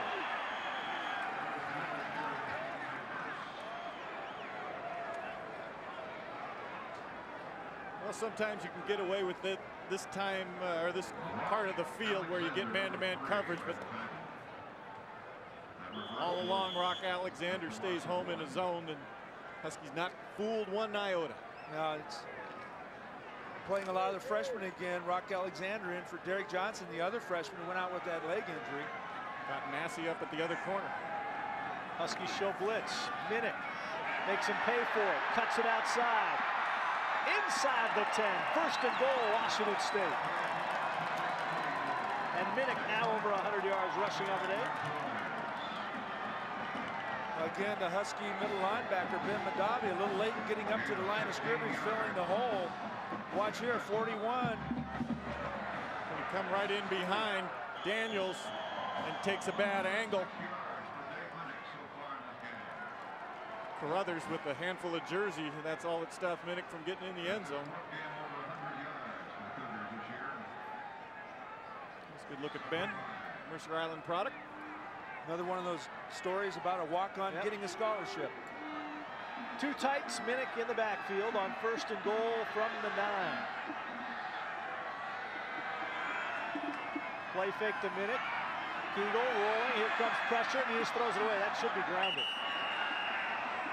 And it is, yeah. The very subtle flag dropped by Fogeltans here. He just came over and dropped it right in Mann's face and said, that one's not going to work. Jason Gesser's been getting away with these kind of moves all year, but Kegel is trapped in the backfield, and his first instinct is just to gun this ball out of bounds. Jim Fogeltan says there's no receiver, there's no thought process other than avoid the sack. That's what the play is. So loss of down, and the Cougars again in scoring position and hurt themselves with lack of execution and a penalty. Just comes with inexperience. Intentional grounding on the offense. The quarterback did not get out of the pocket. There's some fans here still booing, Cleet. Yeah, just a couple. You'll see. Looked like awesome good pressure. Yeah, right up the middle. And this one is from the pocket. Didn't rule he's not out of the pocket. And he's going to get punished anyway. Boom. Well, Kegel's going to remember that number 4 because Jeremiah Farms has been on him several times this afternoon. So second down with the loss of down on the penalty and the ball out to the 22. So a long way to go for the Cougs. 3 wide receivers down low. Milton Wynn locked up man-on-man up top against Massey. Let's see if they go there. Looking that way, comes back the other way. Little screen to McElrath. Makes the catch, cuts outside, can't break a tackle. Nice job by Hakeem Akbar to make that tackle. And also Greg Carruthers. Both of them closed quickly. I thought he had a lot of room to run. Both safeties come up and make a nice play. Out of the shotgun, trying to look it off and then find the guy in traffic, puts the ball where he can catch it and get upfield. Nice close by Akbar there. Husky secondary's played pretty well this evening. Third and goal now from the 16. Clock winding down near the end of the third quarter. Nobody over the middle. Lob trying to get it to Marcus Wynn, or Milton Wynn. Almost made the acrobatic catch, wanted interference, doesn't get it. McElrath a little upset. He was uncovered on the left side of the field. Of course, after the pass is away, the other receivers always think they're open. Here it is, the fight for the football. What he was trying to argue is that he caught it and come down with it, but clearly I don't think so. unable to even justify that argument. Good job by the freshman defensive back, Chris Massey. Drew Dunning out of Issaquah is going to try a 33-yard field goal. Out of the hold of Paul Menke. Snaps high, Menke gets the hold down. And he got it. So the Cougars are on the scoreboard. They're going to cheer from the crowd. They won't be shut out on this day. 37-3 Huskies. You're watching Apple Cup 2000 on Fox Sports Net.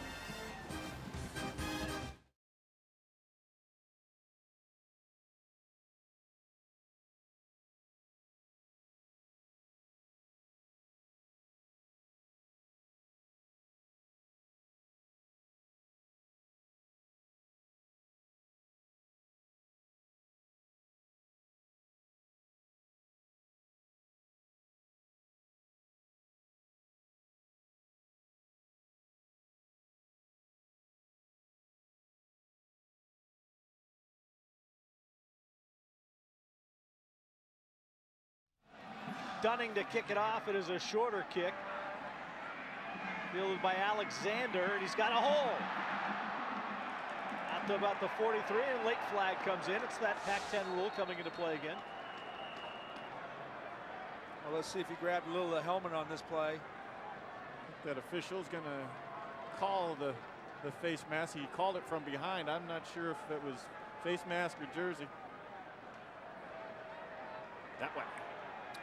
I tell you, Rock Alexander is an exciting ball player, freshman, state sprint champion in Colorado.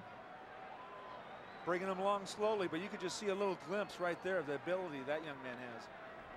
That man I know has ability. 15-yard face mask penalty against the Coach Randy Hart coming over and giving a little high five. First down. I don't blame him on that one. Yeah. Stay loose. Stay with me. Huge penalty because it's the personal foul variety. Moves the ball to the Cougar 39. Great field position to start on the drive for the Huskies. Marcus Tuiasosopo staying at quarterback as you see Dave Minnick on the Cougar sideline. Tyler Hunt next to him.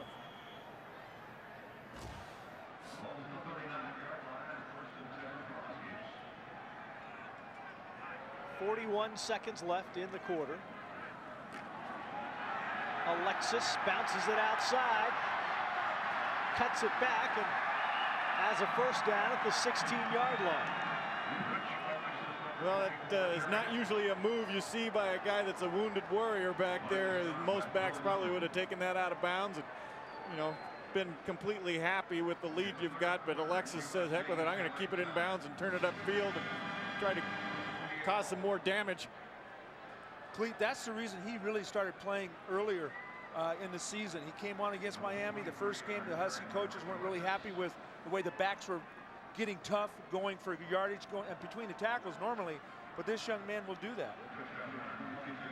First down at the 15 officially. Conniff, the fullback, a big hole. And he just carries people inside the 5. How's that for a celebration after a run? Get up and adjust your thigh pads. Not a lot of flash with Conniff, but he's been extremely effective, especially these last 2 football games, coming off the injury. Huskies have already rushed for 276 yards through 3 quarters in Pullman. Huskies on their way to the Pac-10 title.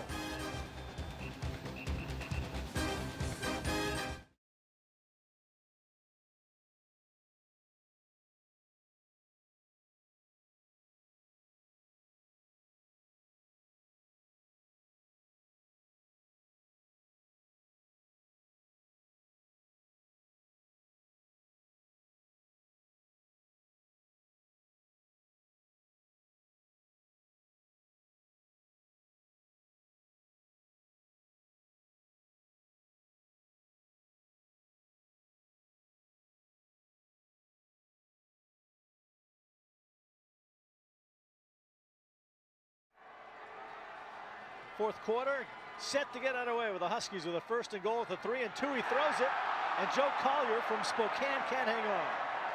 Well, if he would have hung on, that would have been the first time Tui had had 4 touchdown passes in a football game. Big Joe playing because Andre Ware went out earlier in the season, and Joe Collier's gotten a lot of reps, and he's going to kick himself for that one. He's got a lot of family down here from Spokane. He does. Well, he's a little taped up on that right hand, and that's the one he goes up to catch it with, and just that's good defensive play right there, Joe. Way to bat it down. 2nd and goal.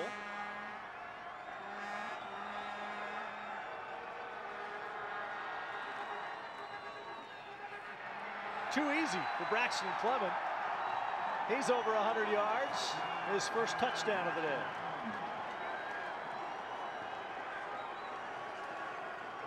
Well, the running back triumvirate of Conniff, Alexis, and that man all have a touchdown now. Braxton Clemens gets over. Really no real surprise there as the offensive line for the Huskies, we talked about at the beginning of the show, have just come on to really dominate this entire football game. 2nd touchdown of the year for the young man from Oroville. Anderson to kick the extra point. Got it. 44-3 Huskies. One of the more anticlimactic Apple Cups we've seen in a while. All dogs in Apple Cup 2000. You're watching college football on Fox Sports Net.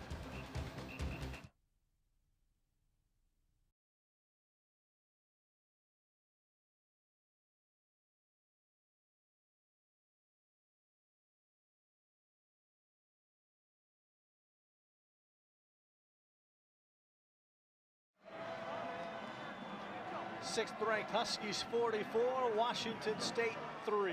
Most of the 4th quarter yet to play. Husky fans hanging around.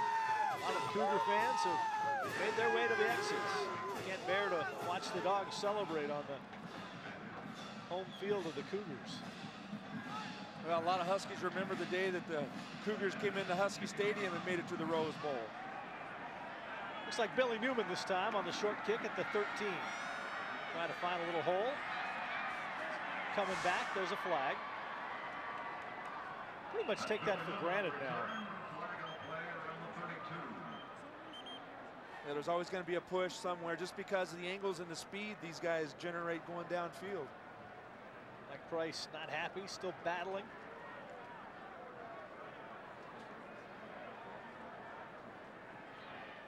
Interesting to see if Mike starts to put some of his 10 yards from the spot of the foul. First down.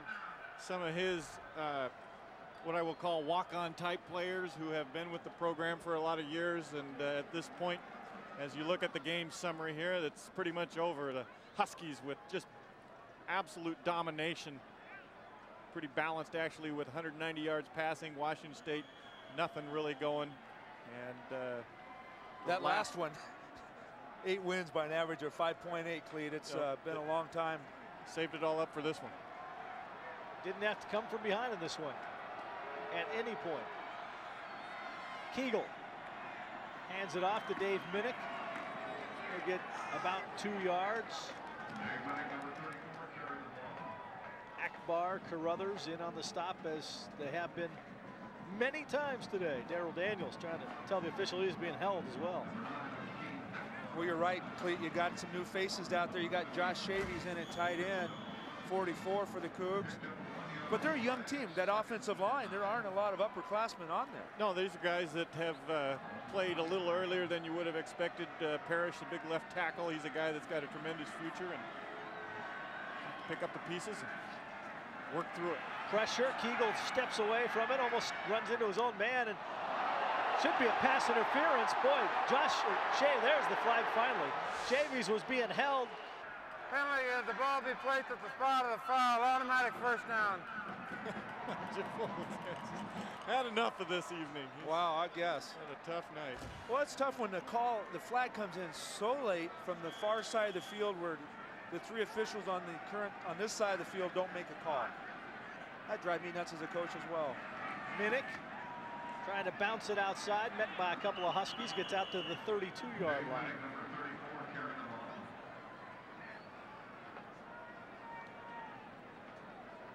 A couple of new Huskies now on the defensive side of things as they're bringing in some new faces.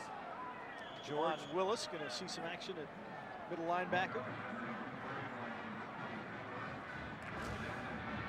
Huskies can make some tentative plans to go to the Rose Bowl. Still have to wait and see what else happens in the BCS.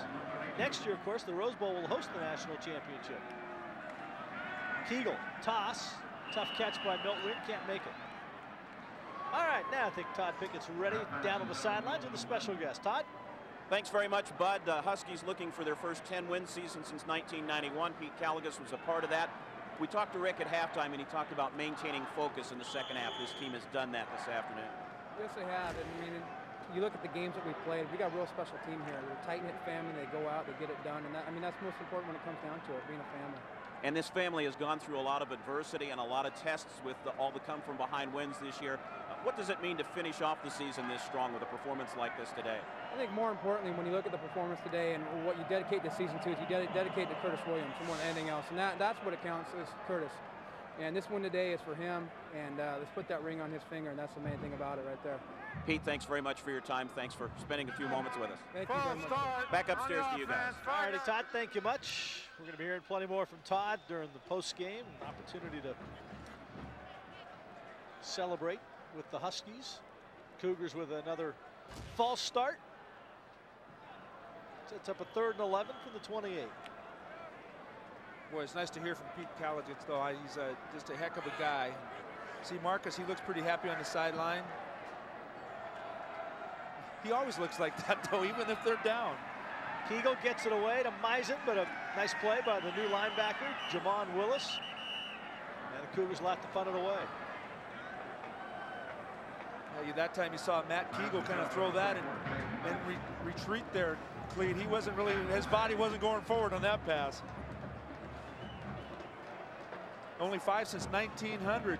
Ray Ekman, Penny, Lester Towns, and Marcus. That's amazing when you think about that over 100 years of Husky football. Cox to punt it away. Huskies come very close to getting it. To Ray Butler on the run, and look out. Nice little move there. Butler still on his feet. Huskies will have great field position. Total domination by the Dogs today in Pullman. You're watching Apple Cup 2000 on Fox Sports Net.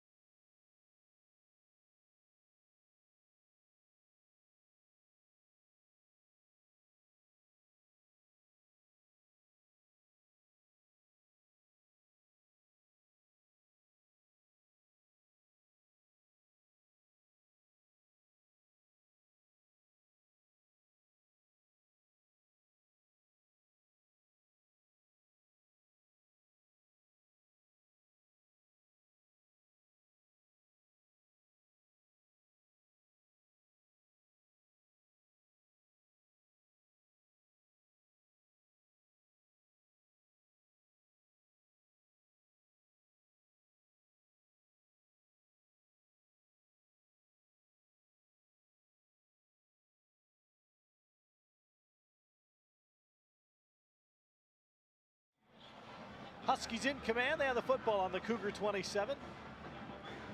Marcus Tuiasosopo's work is done. Cody Pickett's going to come in at quarterback. And Sonny Sixkiller, he needed 185 yards to move past somebody on the career passing charts, and he got 190. Ooh, that hurts. Do you feel bad? I'm going to take it out on his dad first. Congratulations to Marcus Tuiasosopo. No kidding. Back-to-back 2,000-yard passing seasons. Last guy to do it. Sonny Sixkiller. Been a long time ago, I tell you. Your memories failed you? Yeah. Cody Pickett, 6'4", 210-pound freshman out of Caldwell, Idaho. His job to hand it off. Hasn't played a whole lot so far this year, Sonny. No, he hasn't. If you look at his stats, it'd be hard to find any, but he's a fine young man. I've seen him all year, practice after practice, and he has really done the job. He's worked extremely hard. Learning how to run the option a little bit, Cleet, and you know how that is if you didn't really do that in high school, and being a backup because you have to stick with your offense. If something happened to Tuiasosopo, you still have to run the offense, and he's worked real hard to improve his throwing and as well as his running.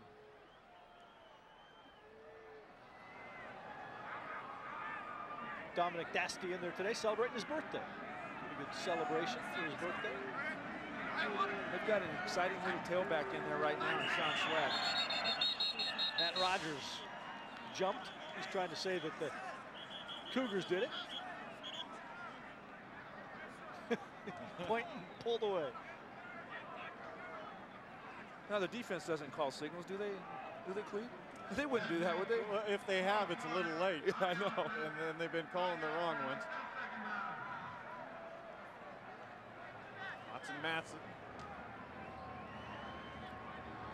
In his final game as a Cougar, trying to milk anything and everything he can out of it.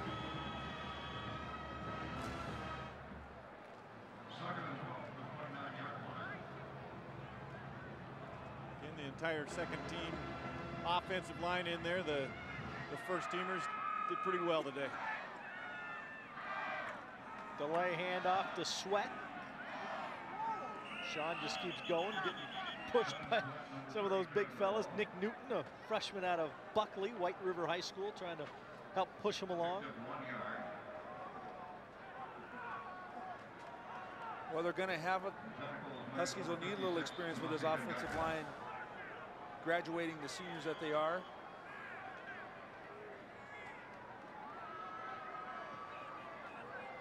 Third and 11. I was going to say, you talk about Kegel riding those horses, and here you got a Bronco buster here and Cody Pickett. Pressure as he gets it away, and it is knocked away by Marcus Trufant. Did a nice job to hang with Terry Tharps. James Price is arguing with the official. I don't know what exactly it was all about, but he was right in the Jim Fogeltan's face and not up there bumping him, but pretty darn close. He might have got himself thrown out of the ball game. Frustration coming through. Marcus Trufant, yeah, he's still gone. Playing hard, but I think James Price is going to get thrown. Dead ball. Unsportsmanlike conduct on the defense. That's not smart, obviously. It's not a factor at this stage of the game, but To the goal. you had the Huskies stopped, and now they're going to first down. Jim Fogeltan's so upset about the conversation that he's a little confused about where the ball's going to be spotted. First down. Won't be half the distance from where the flag was thrown.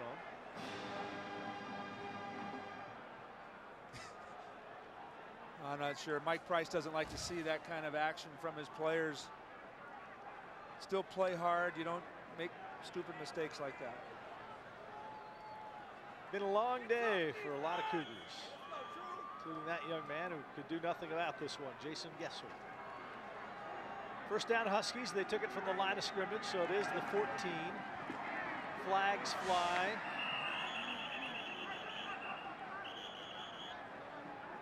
John Hart, the ball carrier that time.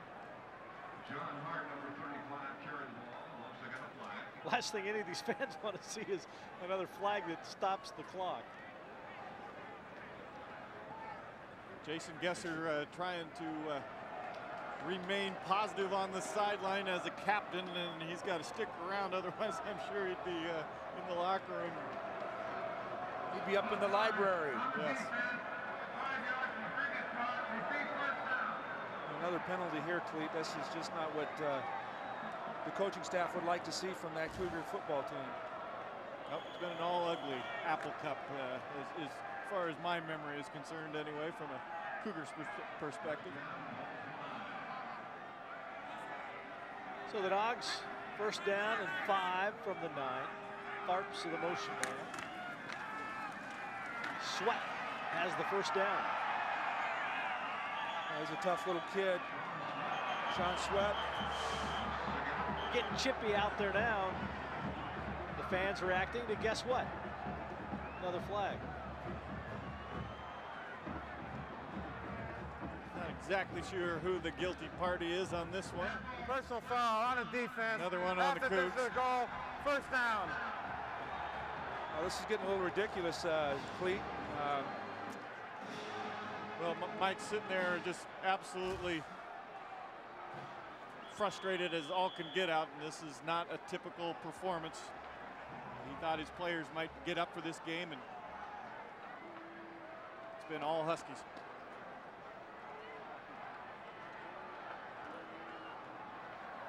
They have been steamrolled by a good football team today. First and goal, Dogs officially at the 1. The announcer after a series of penalties, and that's unfortunate. After all that, Huskies call timeout. We'll step aside. 9:28 to go in this one. Huskies 44, Cougs 3, Apple Cup 2000 on Fox Sports Net.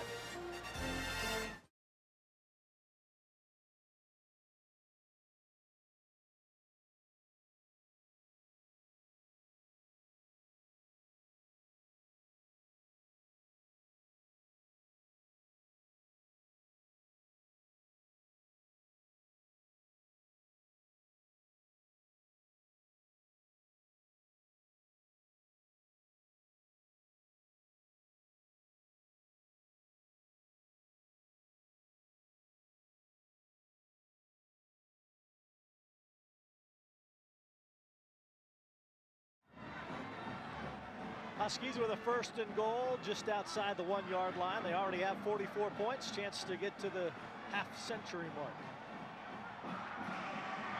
Ken Walker's in at the fullback spot. Sweat getting his first carries of the season today. Chance to get his first touchdown here. Cody Pickett in at quarterback. There goes Sweat. And he'll be stopped. Ryan Long in on the tackle for Washington State. Also Al Genatone. Looked like young Sweat picked the wrong hole to run through that time. See the big Cougar standing there. I think I'd want to go the other way. Little counter action trying to get a misdirection. Genatone and Ryan Long in there in the hole. That's one time that the running game has been stuffed. Ryan Long out of Anacortes, redshirt freshman.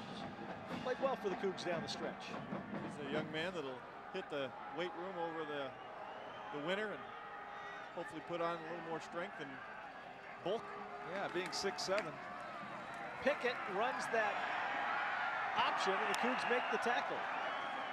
Came up to stop Matthias Wilson, a sophomore. Getting his first carry of the year. Couldn't get into the end zone.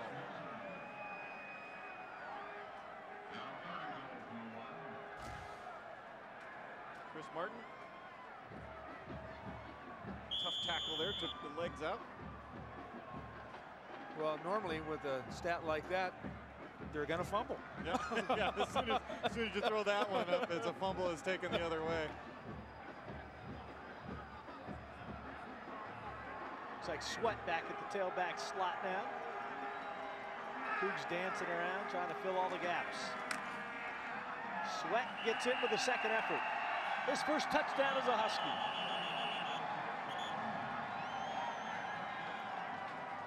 Sean Sweat, 1-yard run for the score. Well, I tell you, he's worked his tail off on special teams this year, and it's a nice little payoff to come in this game and be able to get a touchdown run. Nothing fancy, just blow it straight ahead, gets the block from, I believe that's Walker, and blows it on in. So Huskies once again a prototype running effort. Anderson's been a busy guy. He'll try to get enough guys out on the field to protect him. It's knocked off his steps. It's Jim Skursky, actually, but oh, okay. getting a chance to add a point.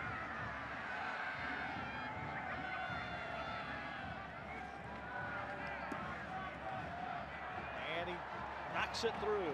51-3 Huskies. Back to Pullman in a moment on Fox Sports Net.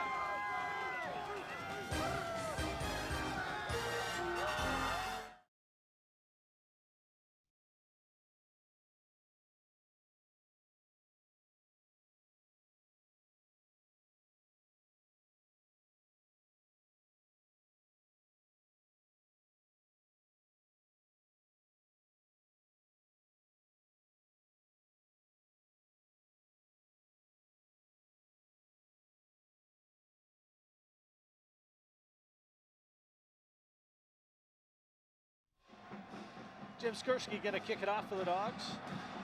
Knuckleball. They will angle over towards the sidelines, and Billy Newman was down. Slipped and picked up the ball while he was still on the ground. Been kind of the story of the day for the Cougs.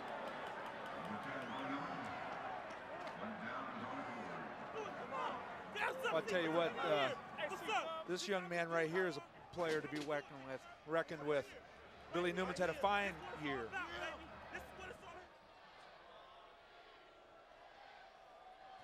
Young man who was a running back in high school. Big game last week at USC. Matt Kegel still at quarterback. If the Cougars were to do anything different at quarterback, it'd be Paul Menke. Mike Price, with the youth of Matt Kegel, wants to get him as much experience as he can get. Throws it out to Menke. Menke trying to stay in. He'll get out to the 11, so the pass garners 3. Well, there's been some big 50-point wins in Apple Cup games, and here you see a number of them. 1990, 91, we can remember those, and today getting up there to close to a 50-point win. Well, that's not very many. How many Apple Cups have been played?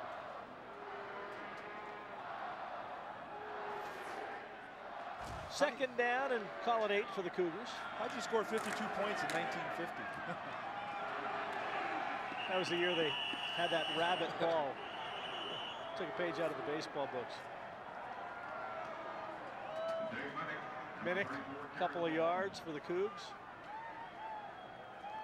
Well, Cleet, if you're a Washington State fan, the solace you're taking this season is the fact that you look at the standings and the Cougs finished above USC. That's about it. There you see the Pac-10 bowl arrangements. Could be rose or orange for the Huskies.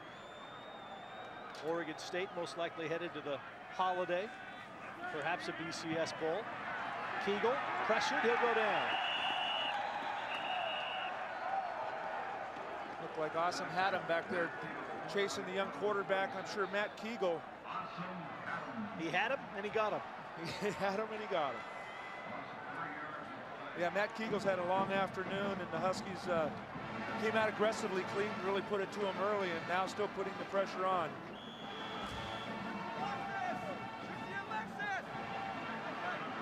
Cougars and Huskies alike happy to see that clock continuing to move as Alan Cox gets ready to kick it away, and the Huskies are going to end up with excellent field position again.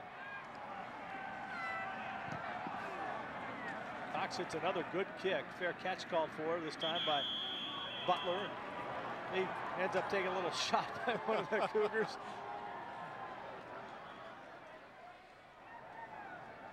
There's number 10 for those dumb old UCLA Bruins, but that's Rick Neuheisel throwing it deep there in the Rose Bowl against Illinois. Carl Durrell, his old coach. I believe that Rick was MVP of that game. He's going back to the old stomping grounds. J.K. Scott going to get the opportunity to run the offense on this series. Junior out of Burbank.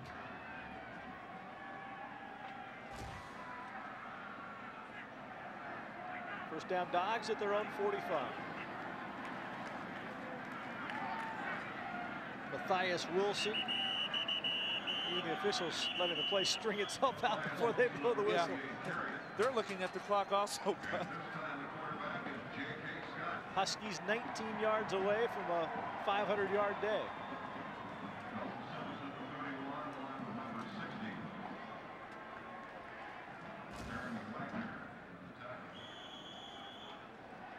There you see the particulars on J.K. Scott. Probably just handing it off on this cool evening in Pullman.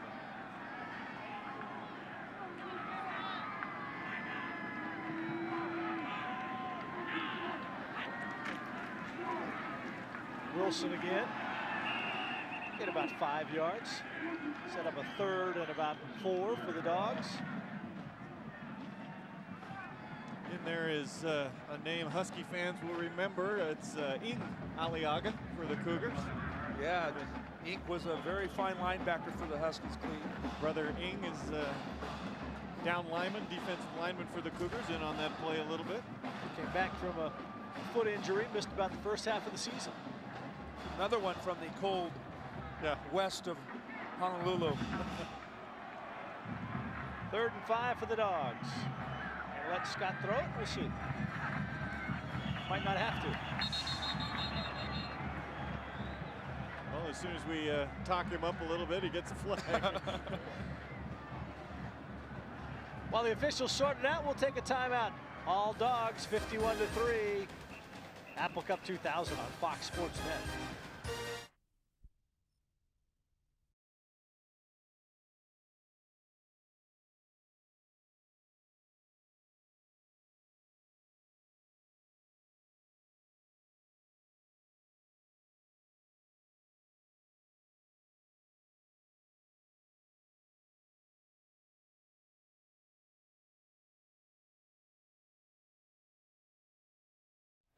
It was offside, Washington State, so 1st down for the Dogs.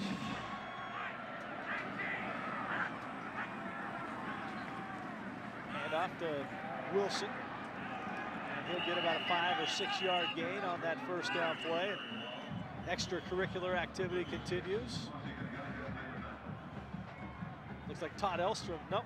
Wandemi Davis. Wandemi Davis. Just trying to help his running back out, throwing some blocks downfield. About 20 yards away from the play. Make sure he gets a chance to get his pop in. Yeah. Well, the Huskies will take a little bit of time off for starting their preparations for a bowl game, you'd imagine, Sonny? Well, they'll take a little time off. Who knows where they're going to end up? All I know is the awards banquet on Monday night should be a festive one.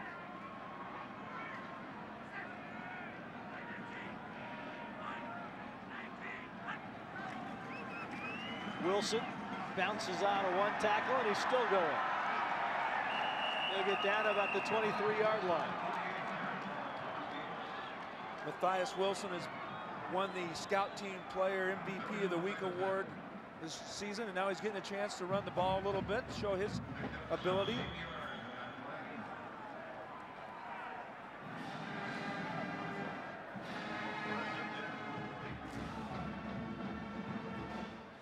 Husky fans sticking it out. Their band is partying up in the far end zone away from where the Huskies are headed. Having a good time down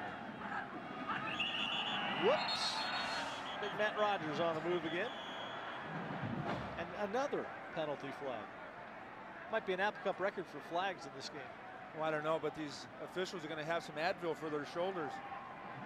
False start on the It's the offense, 26th 5 yards, penalty, still 1st down. and we've got a couple that were not accepted.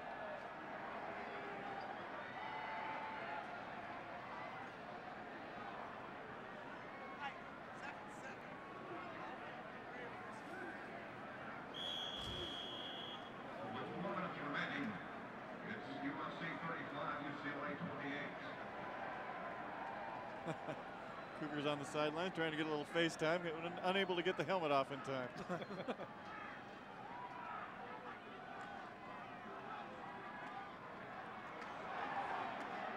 Once again, the Huskies grind one out.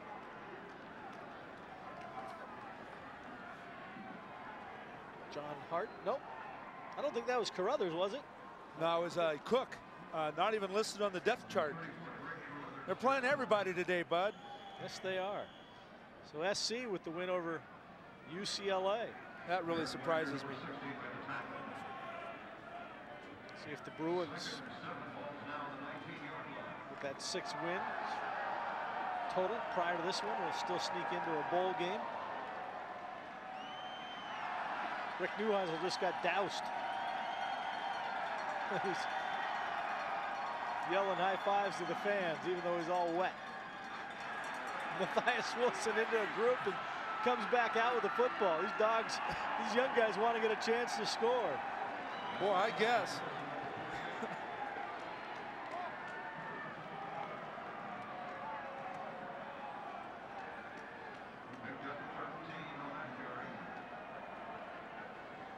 It's got to be a little cold to get doused today, guys.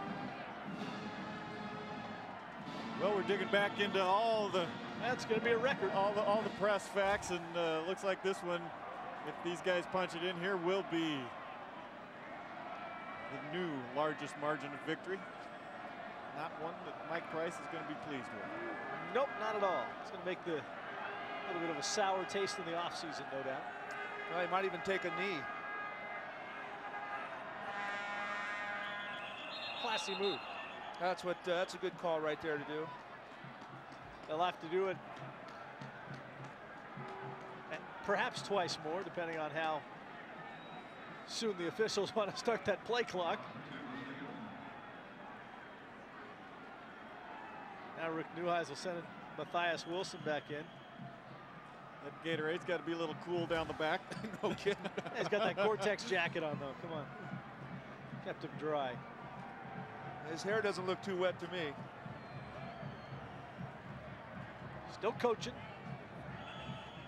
Play clock still hasn't started. I don't think they're complaining, but yeah, no, the they finally just now. Oh, good. Now we get the delay. Yeah. Let's call it an official timeout there. Yeah. Oh, Well, even at this stage of the game, Rick is still keeping his eye on what's happening. They're breaking out the roses in the end zone where the Husky fans and band are. Fans boo because they add time to the clock. Now that's bad.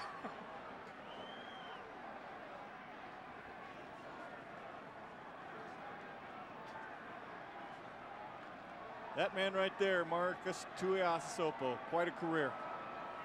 There's been a lot of conversation about what if he had actually played more, if he had a chance earlier in his career, but biggest statistic on his side of the books is the wins.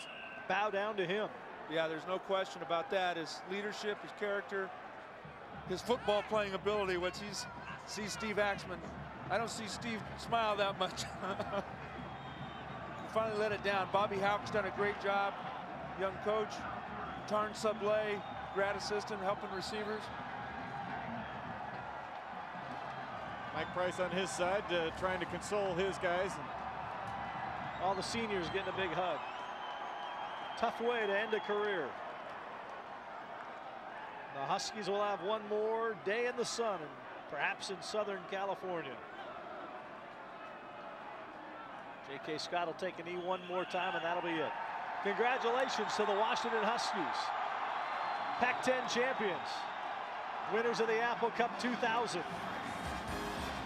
For Sonny Sixkiller, Clint Casper, and Todd Pickett, I'm Bud Namick. So long from Martin Stadium. The Dogs win it 51-3.